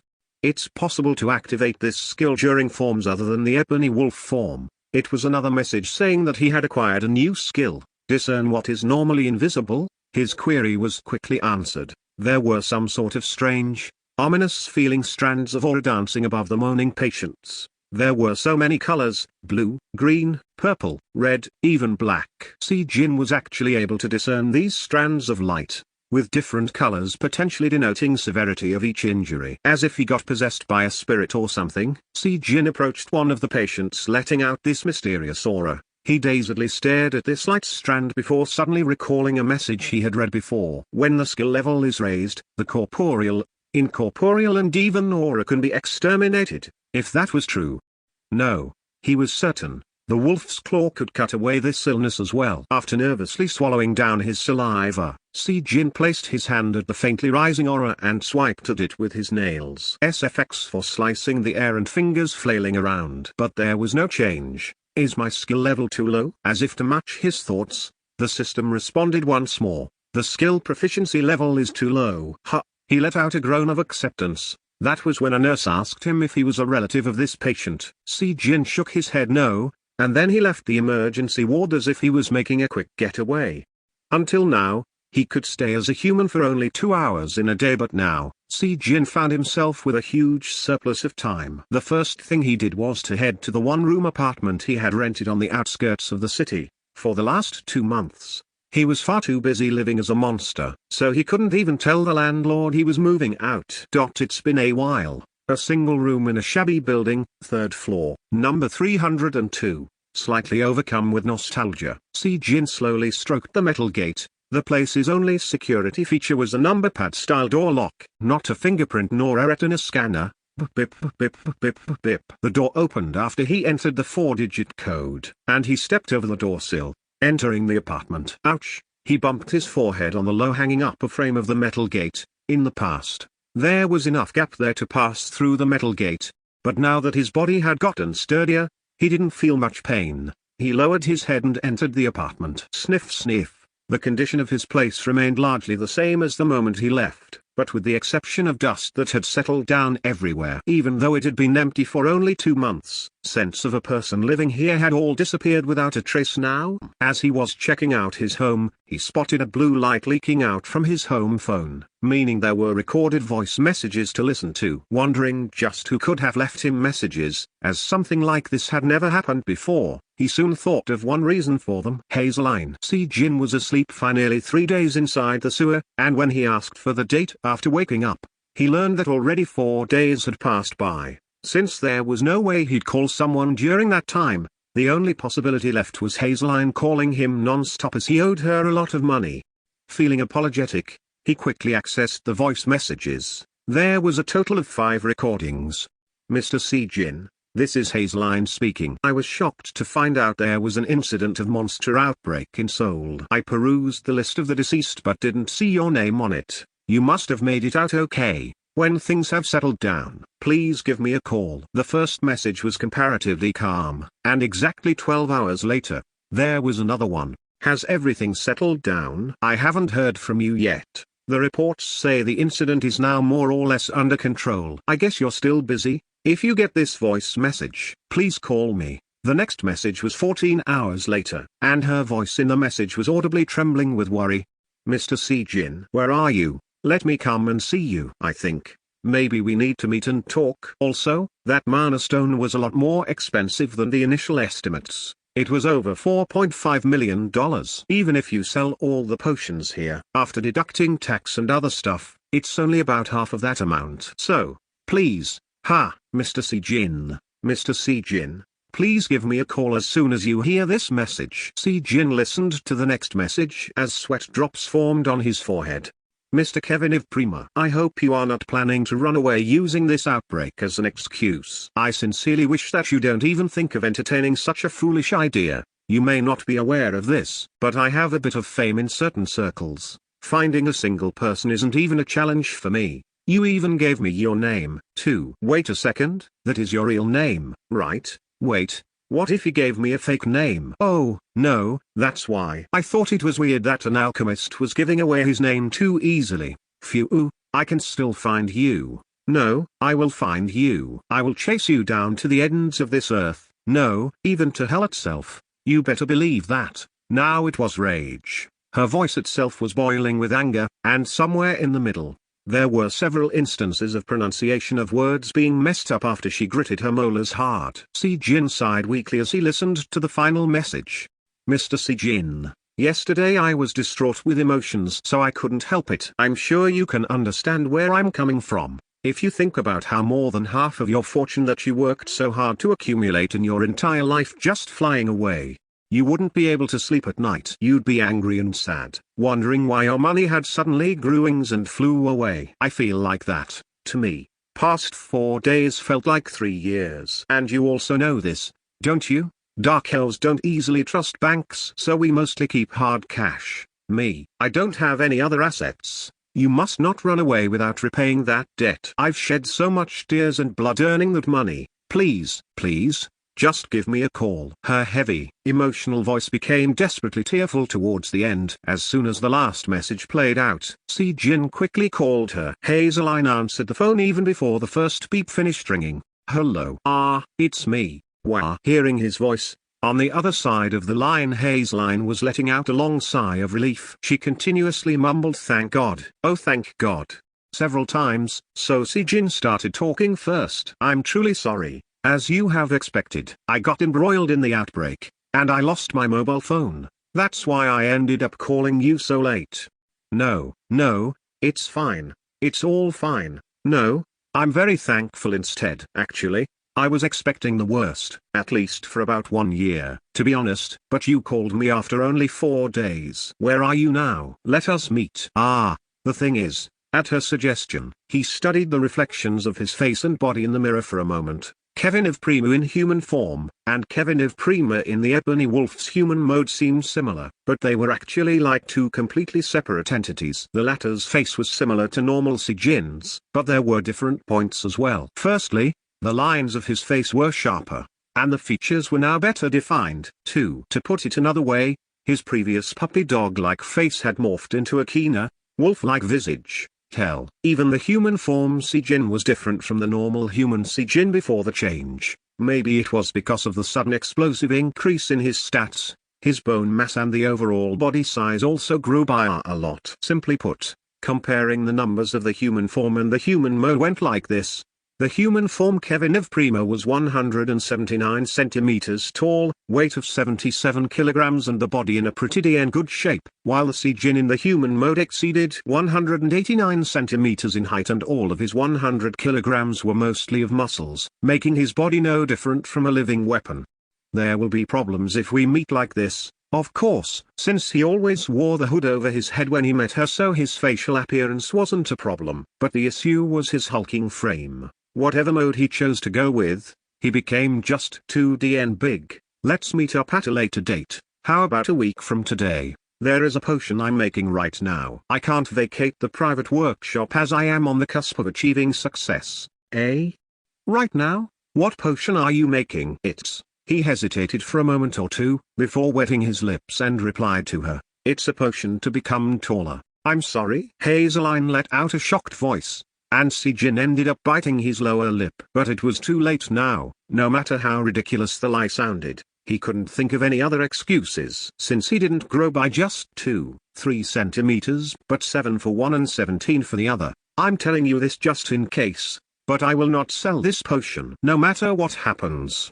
He decided to ignore the speechless Hazeline and just keep at it with a straight face. Chapter 21, The Orc's Forge, 1. Chapter 21, The Orc's Forge, 1. Investigators are suspecting the involvement of vampires for the fissures eruption, after discovering numerous skeletal remains and bodies drained of blood at the abandoned church near the eruption's point of origin. With the first monster outbreak in nearly 5 years, as well as the sudden appearance of vampires that hadn't been seen in recent times, the citizens are worried that TL had a real trouble with the word. I literally have no idea what it means, other than that it's a church. Google says it's an old church. In the previous chapter, there was a mention of a nameless church, so I went with abandoned. Hope it's more or less accurate. In the middle of sorting out things to throw away and things to take with him, Si Jin's eyes were pulled towards the images coming out of an old TV. It was a news about the suspected reappearance of the vampires.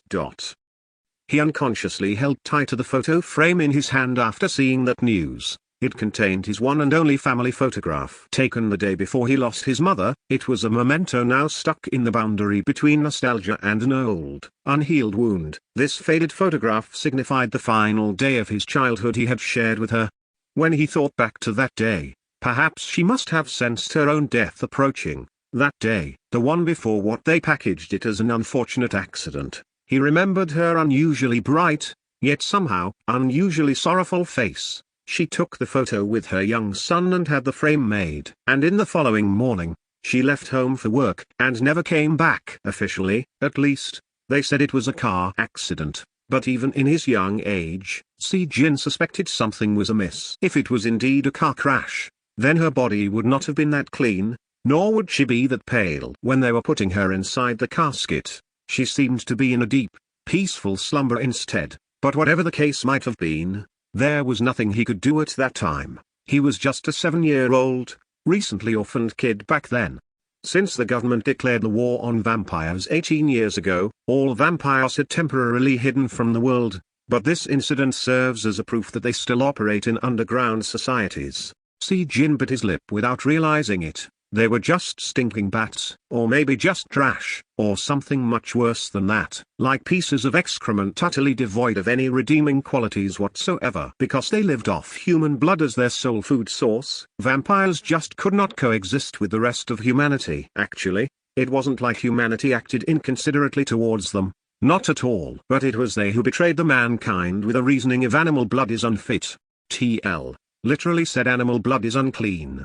Thought that under the context, unfit sounded more correct. And now, those motherfucking bat bastards were acting up again. Si Jin clenched his fist and stared at his reflection in the mirror. The kid from 15 years ago who only knew how to cry was not there anymore. Orcs were truly special monsters in that their individual ways of life were remarkably different depending on their rankings. Orcs and orc warriors found in the lowest to low tier hunting grounds never formed packs. They lived lonely lives, only meeting others out of necessity to copulate and to proliferate. So, they didn't use any weapons, and if they did, it was only to the extent of wielding crude wooden things. But the story changed for orcs found in low mid-tier hunting ground or higher. They were similar in a way to goblins in that these orcs gathered in large numbers to form villages. But the difference was that their roles had been clearly divided. Orc scouts with their quick feet, searching for the locations of drinkable water and sustenance, orc warriors and orc jaguars for hunting according to the intel gathered by the scouts, or to fight other monsters, knights and hunters, orc great warriors that safeguarded the village after having accrued experience and wisdom, and the orc chieftain that governed the village itself. Hey, wait a second, is that SHH? You're right, it's an orc village, unfortunately. Compared to the level of danger posed, an orc's remains didn't fetch a high price. Ignoring the rankings, a lone orc great warrior possessed enough power to fight evenly against a knight of at least an upper mid-tier ranking and above. But even then, the knight's orders would still raid the village of orcs with an unmatched madness. There was only one reason for this. The orc's forge. Today's luck is pretty good. Mark the position in the GPS and let's vamoose. Pronto. Okay. But dude, that's almost a mid-sized village, so how much would it be worth to them? Within an orc village, there existed several rudimentary smithies. One could say that the main job of orcs living in a village could very well be weaponsmiths, as they individually crafted their own weapons to use. That was the reason why the degree of weapons completion differed from an orc warrior, an orc jaguar and to a great orc warrior. However, as an orc's smithing skills got better the higher its ranking was, those creatures living without a village down by the lowest and low-tier hunting grounds, as well as those in the villages found within the low-mid-tier hunting ground where the skill levels weren't as impressive, they did not garner much unwanted attention to themselves. I hear the boys at the Dawn Knight's Order pay the best. Last time, they paid plus minus $440,000, but right now, the orc village these hunters were looking at were located in the mid-tier hunting ground. Weapons wielded by the orc jaguars were far superior than those made by the regular blacksmiths, and the stuff crafted by the likes of a great warrior or a chieftain would be comparable to those made by master craftsmen, or even exceed them in some cases. And so, the Knights' Orders raided the orc villages in order to acquire these weapons. Obviously, that was because quality weapons were very important to knights. Even more so, in the case of those possessing excellent magic strength, but it wasn't some selfish, simplistic reasoning of better weapons make you stronger. If a weapon's quality wasn't up to scratch compared to a knight's magic strength, then the weapon wouldn't be able to endure strain and get destroyed instead. Currently, the number of knights ranked upper mid-tier or higher present in South Korea was around 2,500, but the weapons suitable for their levels were estimated to be less than 2,000. It meant that, every time 500 or so knights go out to battle monsters, they would end up being heavily injured after their weapons were rendered useless in the middle of the fight. It was not possible to import weapons from overseas either. since other countries were also under similar sort of situations as well. So, most Knights Orders placed a fat reward moolah on finding orcs' forges, especially the Dawn Knights Order, as they were in quite a desperate position. They might be flush with cash, but somehow, found themselves urgently lacking in quality weapons. I finished marking it in GPS. Let's quickly. But there existed a definite reason why the Knights Orders placed such high bounties on finding an orc's forge. Orcs living in the mid-deer hunting ground placed high importance on the safety of their villages, and could pick up on any minute disturbances if they were equipped with a high-tech radar. Querira, the mountainside seemed to faintly tremble at the angry roar. That effing son of a. The two hunters ran hard without even glancing back once. That roar most likely would have been from a chieftain ordering other orcs around. If those orcs were chasing after them, then quang quang quang quang. As expected, the foresight of upper mid-deer hunters proved to be correct. With dust clouds and weeds flying everywhere, 4 furious orcs leapt out of the village and began chasing them down. Unfortunately, since the hunters couldn't utilize mana, it was not possible to escape from their hot pursuit. TL. The author used a term to describe the state of the chasing orcs. It could mean agitated, boiling, etc. So I went with furious. Incidentally, Google said it stands for bro. I lolled hard. Do not stop. The hunters never lost hope amidst this hopeless situation and continued to run hard. But it seemed the heavens had abandoned them as they ended up encountering an even bigger source of despair. That black shape in the tall grasses. At first, it was blurry and hard to tell what its identity was. But as soon as they got close enough, hunters could see just what it was. It was the legendary creature that shouldn't be here, the werewolf. The two hunters lost all strength in their legs and plummeted to the ground after seeing the bipedal wolf monster. What a serious bother. At the same time, Si Jin sighed out as he alternated his gaze between the two hunters squatting on the ground and the 4 chasing orc jaguars. He came here in a hurry after catching a thick smell of orcs, but once more, humans were getting in the way. As this was the mid-deer hunting ground, it seemed that hunters had invested a lot in their equipment, and there were more than a few folks using magical items that eliminated all body odors, making encounters like these a troublesome affair for Si Jin. Already, he had run into humans 3 to 4 times this week alone, and as a result, the rumors of a werewolf roaming the mid-deer hunting ground had spread online on the Hunters Cafe like a wildfire.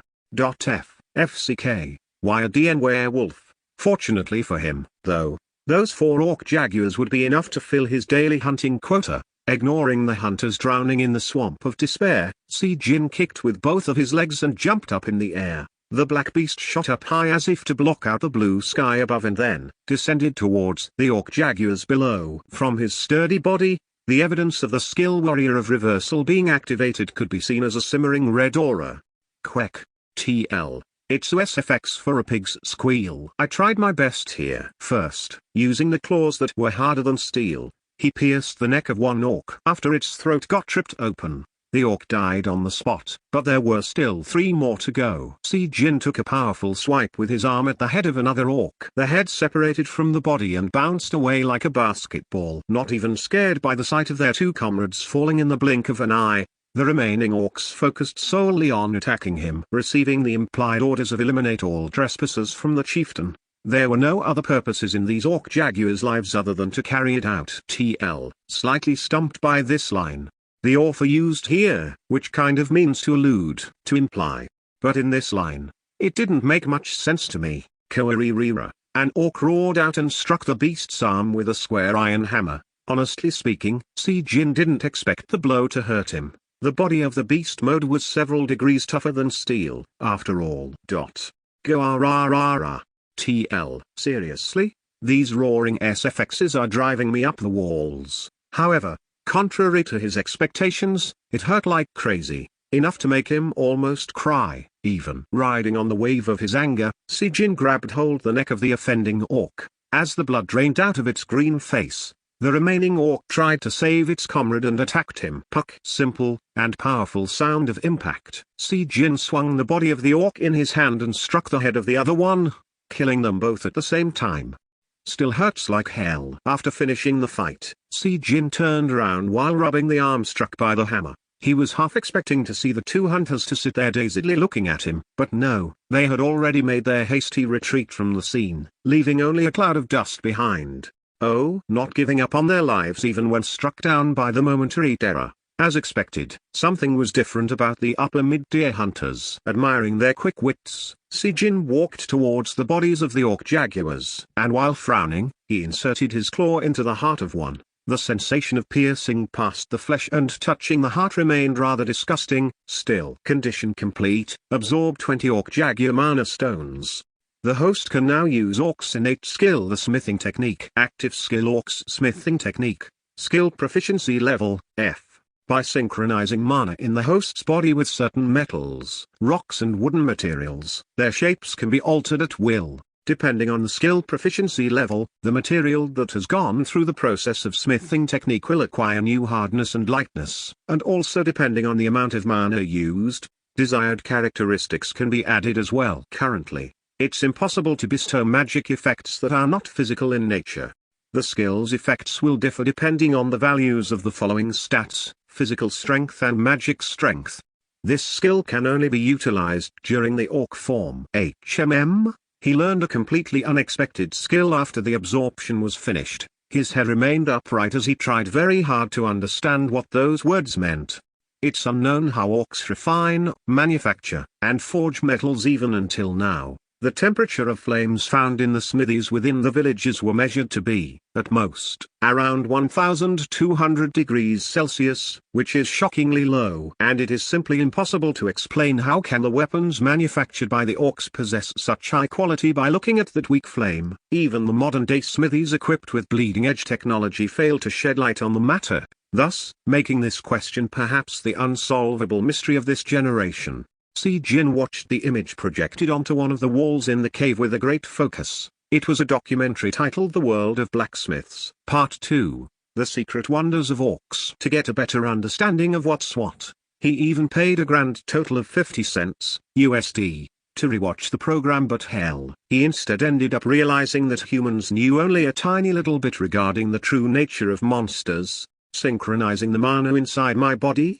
Let's just have a go. Although both of his stats, mana affinity and magic strength, had increased a good deal, he just couldn't get to grips with the idea of utilizing mana at all. It was a par for the course, really. In order to wield mana, rather than pure talent, an advanced education administered early on in the life played a crucial role, after all. However, even though he might be using mana, this wasn't a technique to utilize it, but a skill activated from the system. He changed to the orc form, picked up a big rock from the vicinity, and activated the skill. Suddenly, the rock was dyed in the mana's blue color. That was the sound of greatest admiration possible to utter out by the layout of an orc's mouth. Si-jin fondled the rock wrapped in mana. Mysteriously, the shape of the rock changed according to his hand movement. It became a spearhead when he shaped his hands into a sharp triangle, and when he rubbed it in between his hands, it became a thick string. At the wondrous sight of the rock morphing into different shapes like clay whenever he manipulated it, Si-jin lost track of time and regressed back to the days of childish innocence and curiosity. Then, maybe 3 minutes had gone past like that. The blue mana infused in the rock dissipated, and its shape solidified into the final form he was making, a star. Smithing technique has been completed. Hardness level, E. Due to the rubbish quality of the finished item, the skill proficiency level has decreased to F? He was left utterly aghast by this announcement. What was supposedly wrong with his star? Anyway, Chapter 22, The Orc's Forge, 2, Chapter 22, The Orc's Forge, 2. I'm gonna go batshit crazy here. Kevin of Prima was in the midst of busy fondling a rock that had turned into mud clay after he synchronized it with his mana, but then, his anger spiked up all of a sudden, causing him to angrily fling it away. The gap between his imaginations and that of reality was just 2D wide to cross. The human Si-jin's had definitely held an idea on what he wanted, and obviously he meant to do it well, but really, with the accursed clumsy hands of an orc, it was simply the mission impossible. It sure felt like he was back in the art class during his student days. The image was in his head, and if he drew it like this and that, then it'd work out alright. However, his villainous hands wouldn't allow him to achieve success no matter what. TL. This last line had to be revised, as the author simply said his hands were disabled, quite literally. That alone would have made him rather irritated to no end. But the message window that popped up right afterwards made his blood pressure skyrocket, even if it was only for a short while. The smithing technique has been completed. Hardness level, F. Due to the absolute worst quality of the finished item, the skill proficiency level has decreased. Uak. In the end, Si-jin reverted back to the human form and screamed out at the top of his lungs while grabbing his head. He wanted to smash apart that stupid message window right now, that kept on telling him his proficiency level would fall when it was already at the rock bottom of F.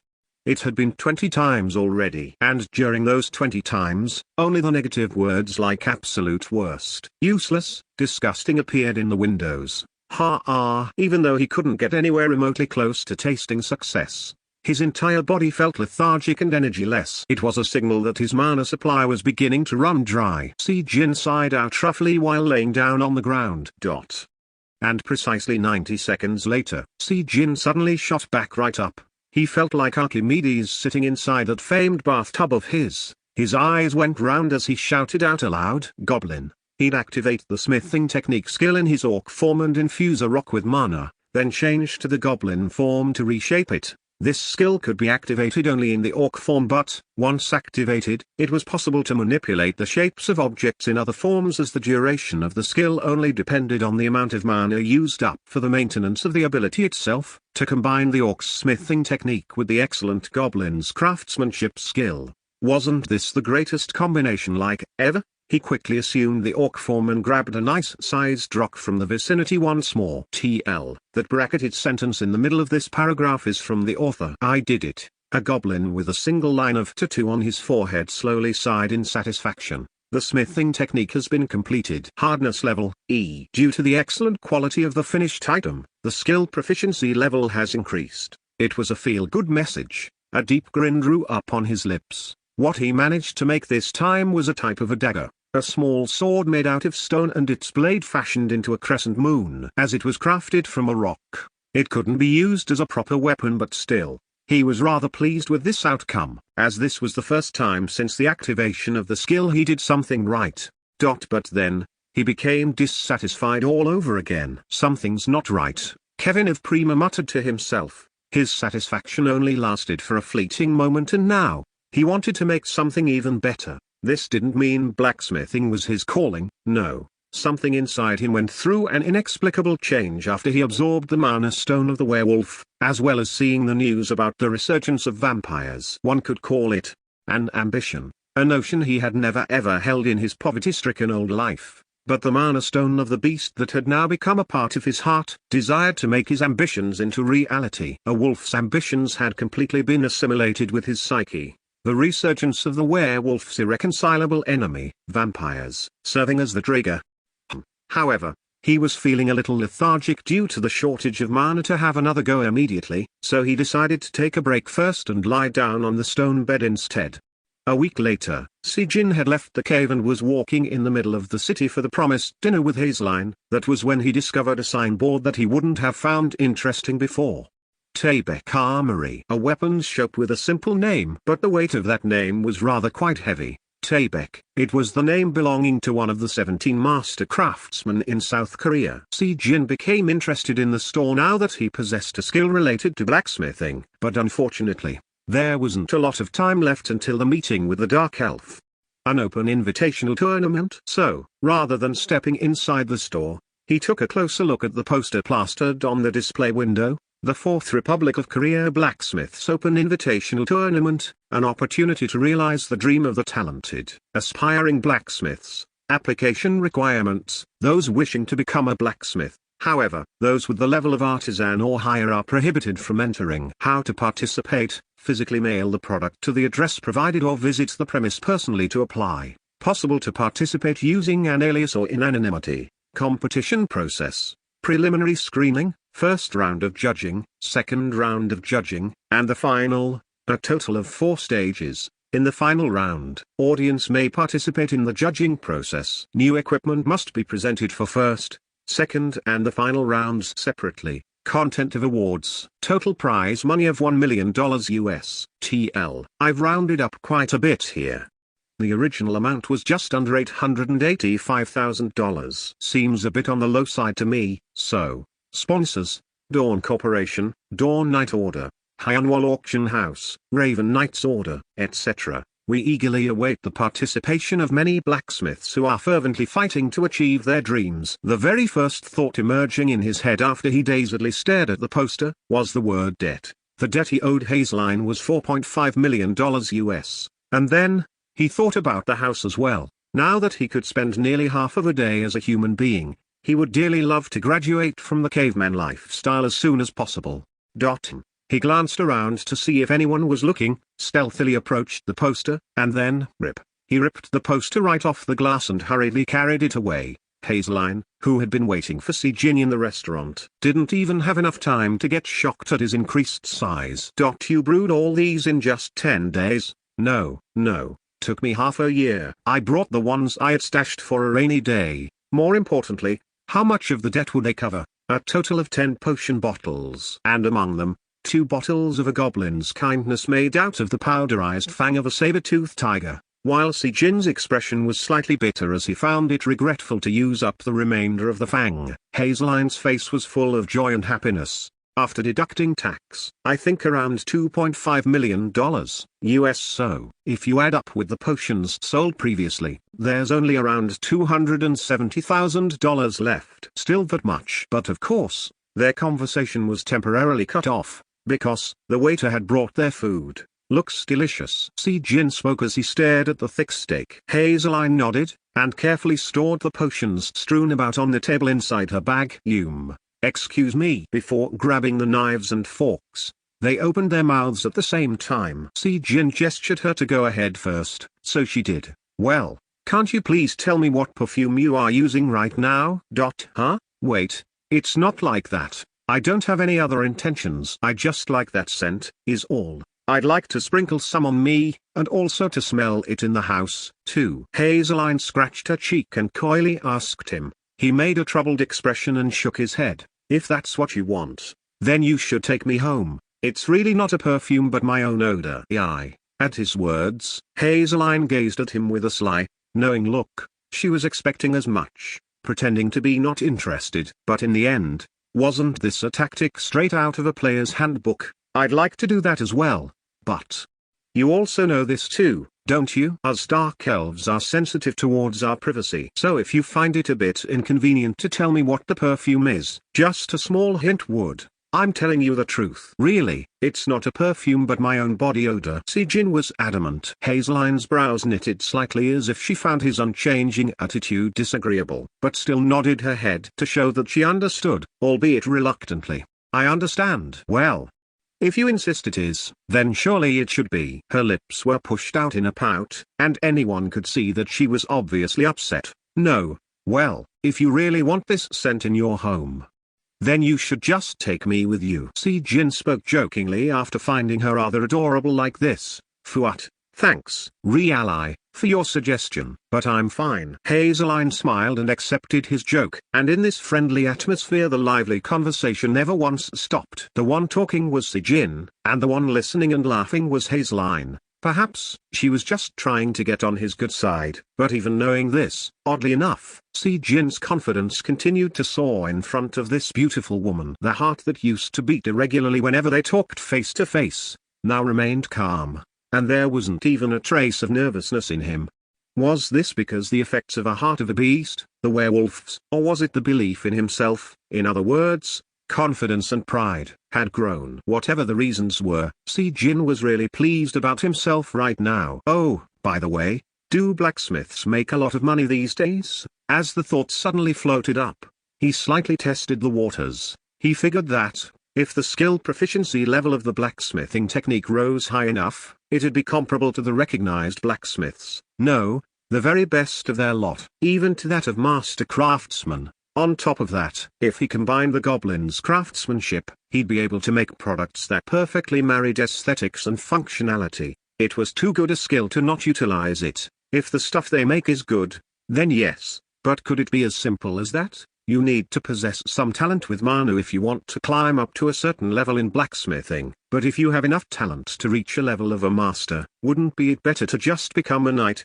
Instead, it'd get rather boring just hammering away in a sweltering smithy, and as a kicker, you'd need to waste 2-3 years of your life to knock out a single decent item. Oh, wait a moment, please. Blacksmiths can utilize mana, of course. Loading the hammer with mana as they strike down on the metal apparently infuses equipment with it. And higher the amount of mana infused into an equipment, the better. But, I mean, just what is that? Just depending on luck, is all. Hazeline spoke in a disinterested tone, and Sijin floated a deep smile of satisfaction. He now figured out the rough cause of why an orc great warrior's weapon was better than an artisan's, and able to compare with a master craftsman's. Blacksmiths depended on luck, somewhat, to infuse mana, but orcs utilized their physical traits to directly wield mana when forging their weapons. But why are you asking me about that? Hazeline asked him while thoroughly chewing the meat. Oh, well, no particular reason. I saw a poster for a blacksmithing competition nearby. By the way, how much is it for a stuff made by an artisan or a master nowadays? Their prices are seriously enormous. There was an axe that was sold recently called the Strength of Roktar. It's a weapon praised by many master craftsmen as well as rated favorably by the critics. Even the mass media played it up, saying it's the birth of a new source of pride for the country. Well, if I remember correctly, the Dawn Knight's order coughed up around $26 million US for the privilege of taking it home. Sijin stopped his knife the moment he heard that figure. I see. He calmed his wildly beating heart and replied in a deadpan expression. And about an hour later, Sijin returned to his cave in a hurry while being seen carrying a stash of iron ingots. He wanted to buy raw steel but alas, didn't have enough money for that. Chapter 23, The Orc's Forge, 3. Chapter 23, The Orc's Forge, 3. This extra chapter is brought to you by these brilliant and astute individuals: Mikhail M., Christine W., Kenneth P., Caleb R., Tristan B., JJS, David L., and Valentino W. Thank you for your donations. The smithing technique has been completed. Hardness level D. Succeeded in bestowing special characteristics. Sharpness level C, weight reduction level D. Due to the outstanding quality of the finished item, the skill proficiency level has increased from F to D. Oh yeah? TL. The author didn't literally say this, but I was watching the Guardians of the Galaxy before telling this chapter, and Rocket Raccoon is such a badass. Kevin of Prima in the goblin form murmured in satisfaction as he stroked the dagger on the short but sharp and straight blade. An intricate pattern carved out by the 10 minutes worth of the goblin's exacting handicraft skills was visible, and the hilt made out of a rock was perfectly shaped, as well as also being light in weight. Actually, he wanted to make a lengthier and more destructive weapon like a single-edged or a double-edged sword if possible. Unfortunately, with his current mana pool and the proficiency level, this dagger was his limit. No matter how much mana he poured in, the smithing technique lasted only for 10 minutes, and it proved to be really tough trying to make anything longer than a dagger with the tiny-ass hands of a goblin during that short period of time. But contrary to how he felt about the process itself, he was really liking this dagger. This could be called a work of art that combined the orc's smithing technique and the goblin's craftsmanship. Of course, since he was the one who made it, there was a little bit of his own pride mixed in there with the evaluation. But then again, the word outstanding did appear for the very first time in the message window, so. But this is the best I can do right now. He would have preferred to raise his skill proficiency level higher before submitting the item for the tournament, but the last day of submission was tomorrow, so it couldn't be helped. He decided that, since he'd be given another chance to craft something new after passing the preliminary round, he'd diligently raise the level before the first round of judging commences.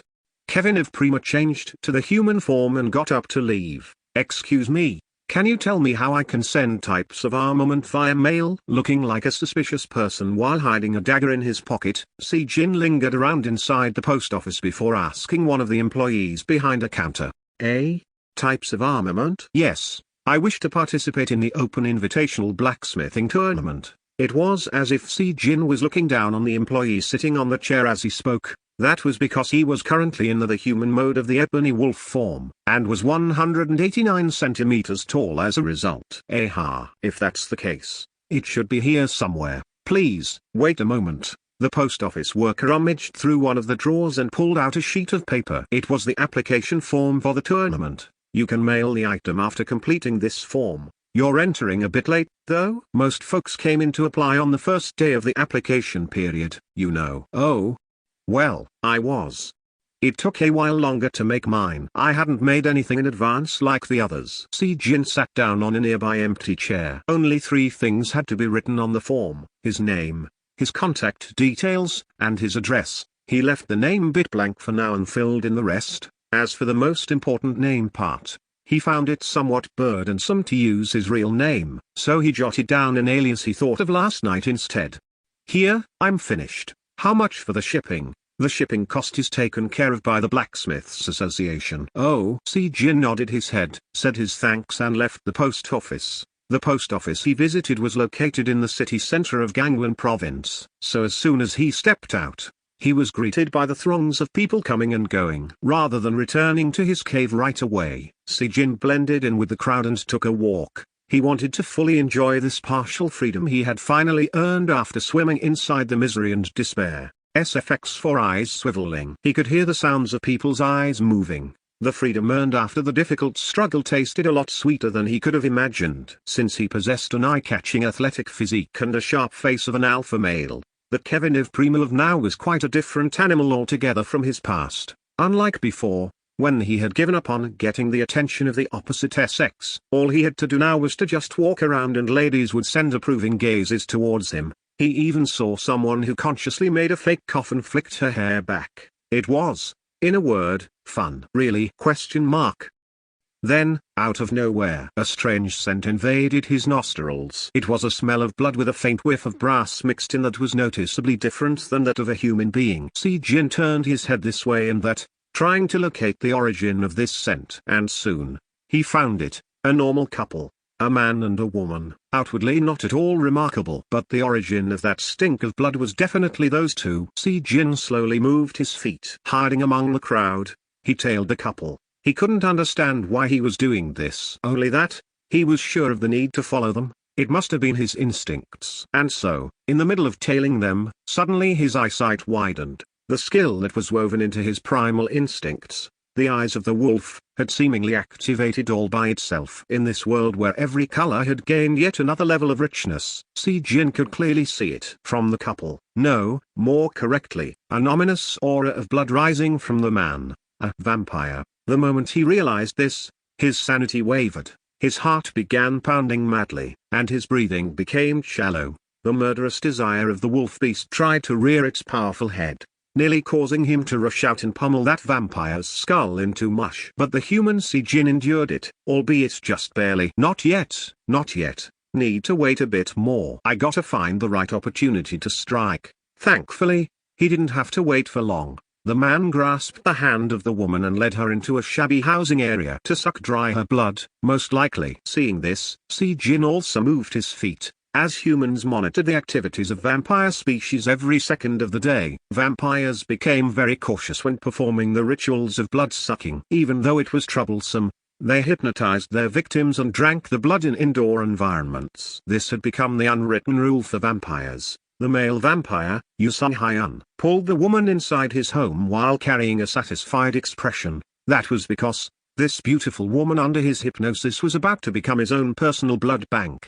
For a period of 1 year, he'd suck her blood out periodically until her body rapidly withers away. Lie down. As he commanded, she showed no resistance and lied down on a bed. The sight of her wearing only a single one-piece dress was quite alluring, to say the least. He slowly approached the woman and caressed her body. From her toes to her shin, then from her shin to her thigh, inch by inch, creeping up ever so slightly. The heightened sense of touch gave Yu Sun-hyun a deep chill down in his loins. He could no longer hold back his desire and was about to push down on her hard, when, knock, knock, there was a sound of someone knocking on the door. For a vampire who had a superior sense of hearing, this was the absolute worst form of hindrance, like, ever. Yu Sun-hyun's expression crumpled into an unsightly mess. Seek block.fck, opening wide his bloodshot A's, he spat out a swear word. Knock knock knock knock knock knock knock. The unknown person continued to knock from the other side of the door. The knocking had now become more aggressive than before. Enraged by this ill-timed obstruction, Yu Sun-hyun growled angrily and stood up. His eyes, burning with a crimson hue, contained a thick killing intent. TL, the author said, enraged at the bad manners.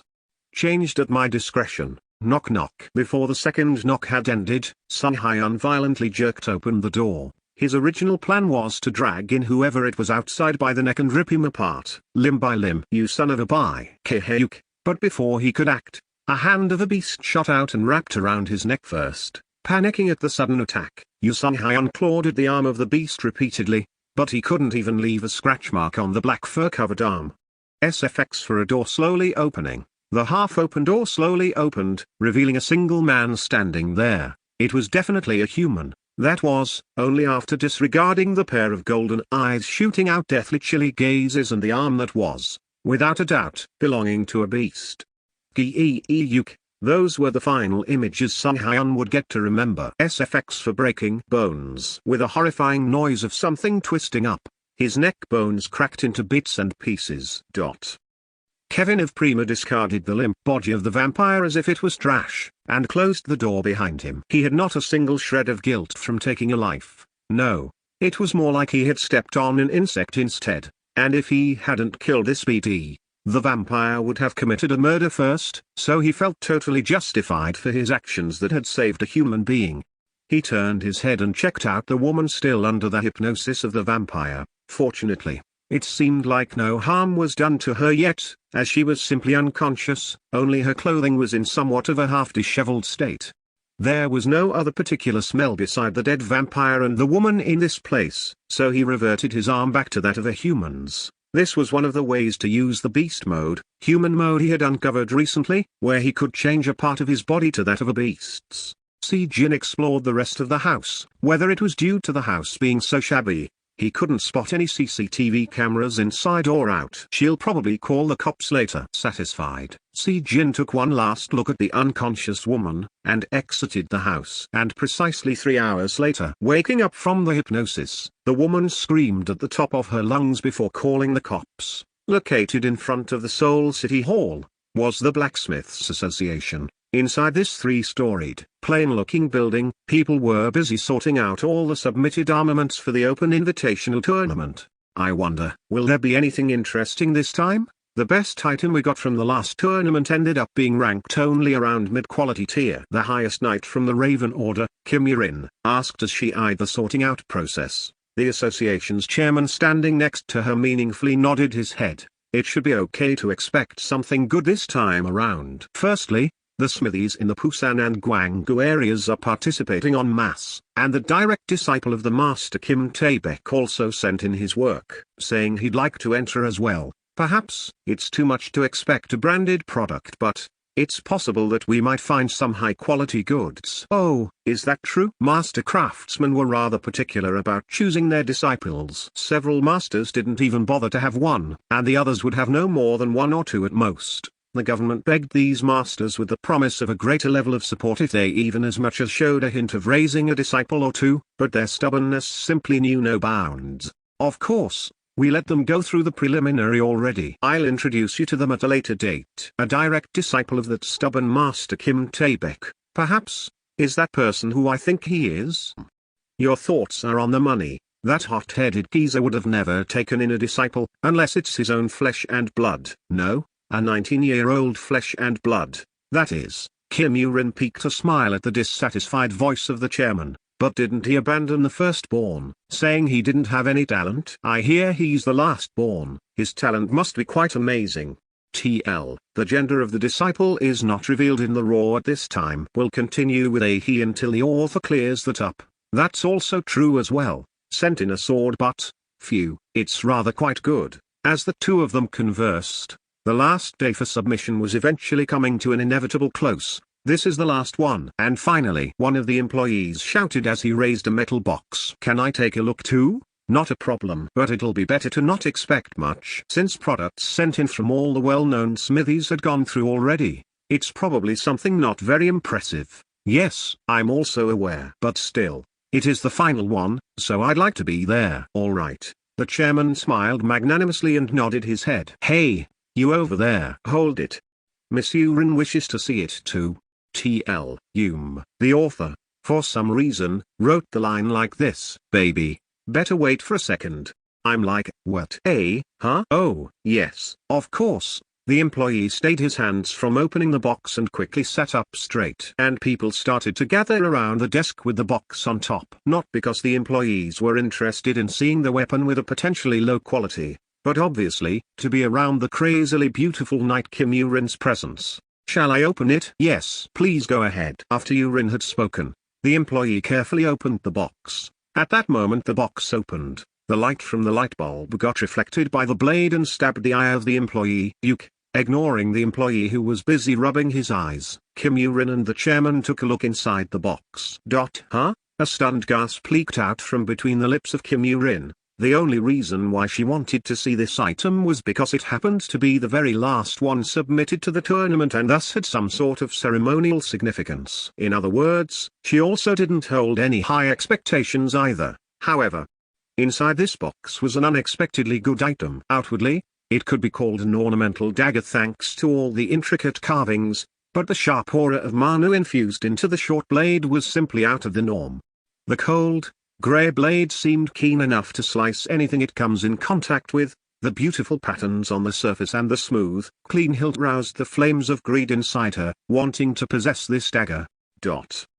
Yoo-rin dazedly reached out and grasped the hilt. It didn't feel foreign at all, and she could hold it so comfortably, as if it was a part of her own body. This familiarity showcased that this dagger was meticulously designed with the physiology of the user in mind. It seems that we might have another good product in our hands, the chairman, also dazed like Yoo-rin, muttered while admiring the dagger. Oi, what's the name of the participant? At the chairman's words, one of the employees, who were also stunned into silence by the dagger, hurriedly woke up and fished out the application form inside the box. What there? Why? Something wrong?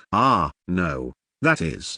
The name is a bit strange, sir. It's the Orc's Forge, and the sender wishes to be called Orc in the shortened form. At this terrible name, the chairman's brows narrowed. Although they did approve the usage of aliases as well as anonymity for this competition, but to use a monster's name, it must be a hot trend nowadays, using the names of monsters on their products. I mean, there's the Goblin Alchemist and stuff. Kim Yoo-rin smiled brightly as if she found this a pleasant surprise. And, well, since orcs are known to make good weapons, I think it's rather a fitting name. Excuse me, Mr. Chairman, rather than the disciple of Master Tabek. Can you arrange a meeting with this Mr. Orc for me? What he wrote does sound a bit strange, but I really like this weapon. If I build a personal connection with this person, I think he'll make me an excellent weapon later on.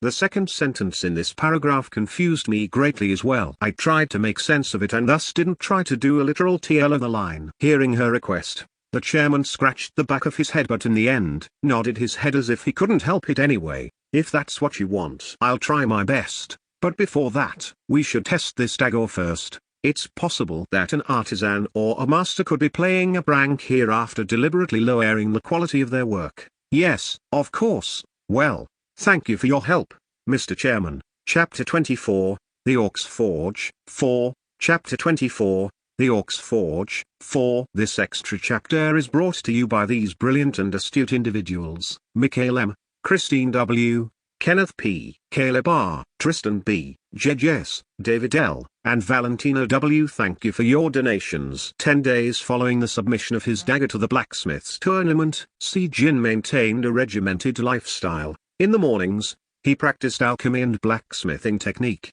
and in the afternoons, he went downtown to take a break. Even though he called it a break, it was nothing more than him walking around the city's streets aimlessly, but that was enough to put his mind at ease. And at nights, when the number of hunters and knights were few and far in between, he hunted monsters in the low mid-tier and mid-tier hunting grounds. Most of the time, he hunted in his ebony wolf form's beast mode, but sometimes, he deliberately went out in the orc form too. He did that in order to evolve. Well, the thing was, he ran into a particularly tough wall while performing the smithing technique. As an orc warrior, hardness level D and the skill proficiency level D is the maximum attainable limit. Unfortunately, though, no matter how many monsters he hunted, the orc warrior showed no sign of evolving. Phew. Right now, the time was 11 a.m. Si Jin put the mortar and pestle down after making 3 bottles of potions. He'd been grinding herbs for so long now, the goblin's tiny little hands were all swollen up in red and everything. The potion crafting proved to be a cumbersome and difficult endeavor. Even though he was blessed with the goblin's craftsmanship skill, its proficiency level was still low, and to repeatedly refine ingredients as well as to compound them to the minute, exacting degree, a great deal of his mental strength and focus was required. Crafting of the element resistance potion has failed. Skill proficiency level will be increased. He often encountered failure whenever he tried to concoct difficult potions. Just as its high price suggested, the element resistance potion was difficult as hell to make. This was his fourth try today, but he hadn't succeeded once. Right about now, he was seriously missing the powder of saber-toothed tiger's fang, as that thing not only doubled as a mana stone but also could greatly bolster the success rate of potion crafting. As he tasted yet another defeat, the strength abandoned him in droves, and the lightheadedness from inhaling the fumes of the ingredients belatedly began to assault him, too. For the sake of taking a break, Si Jin changed to the human mode of the wolf form and switched on the TV. Without a doubt, proper resting or playing needed to be done in a human's body. Of course, just by being inside this stupid cave, the level of enjoyment he'd derive would be halved, no, maybe even worse than that, but still. Precisely 10 days ago, a man's body was discovered in one of the Gangwon province's rental houses. The victim had died instantly after his neck bones were twisted, and on his neck, imprints of unidentifiable animal claws were discovered. The crack team of detectives investigated the case using that evidence as the lead-off point, until they announced that they have made a surprising discovery. As to what that exact discovery is, can you inform us, Professor Kim? It was a program related to currently trending news topics. Taking the already happened event as its topic of discussion, the chat show let the anchor and a panel of so-called experts talk about stuff and present information to the viewers. Si Jin's ears had to perk up from this show's contents, since it was definitely related to what he had done. Thank you. Well, the identity of our victim just so happens to be that of a vampire. This fact was uncovered by the investigators after they had fast-tracked the autopsy. The decision came about after hearing the peculiar testimony of the first person to find the body, as well as the discovery of several blood packs inside the fridge of the victim. End of Block 1.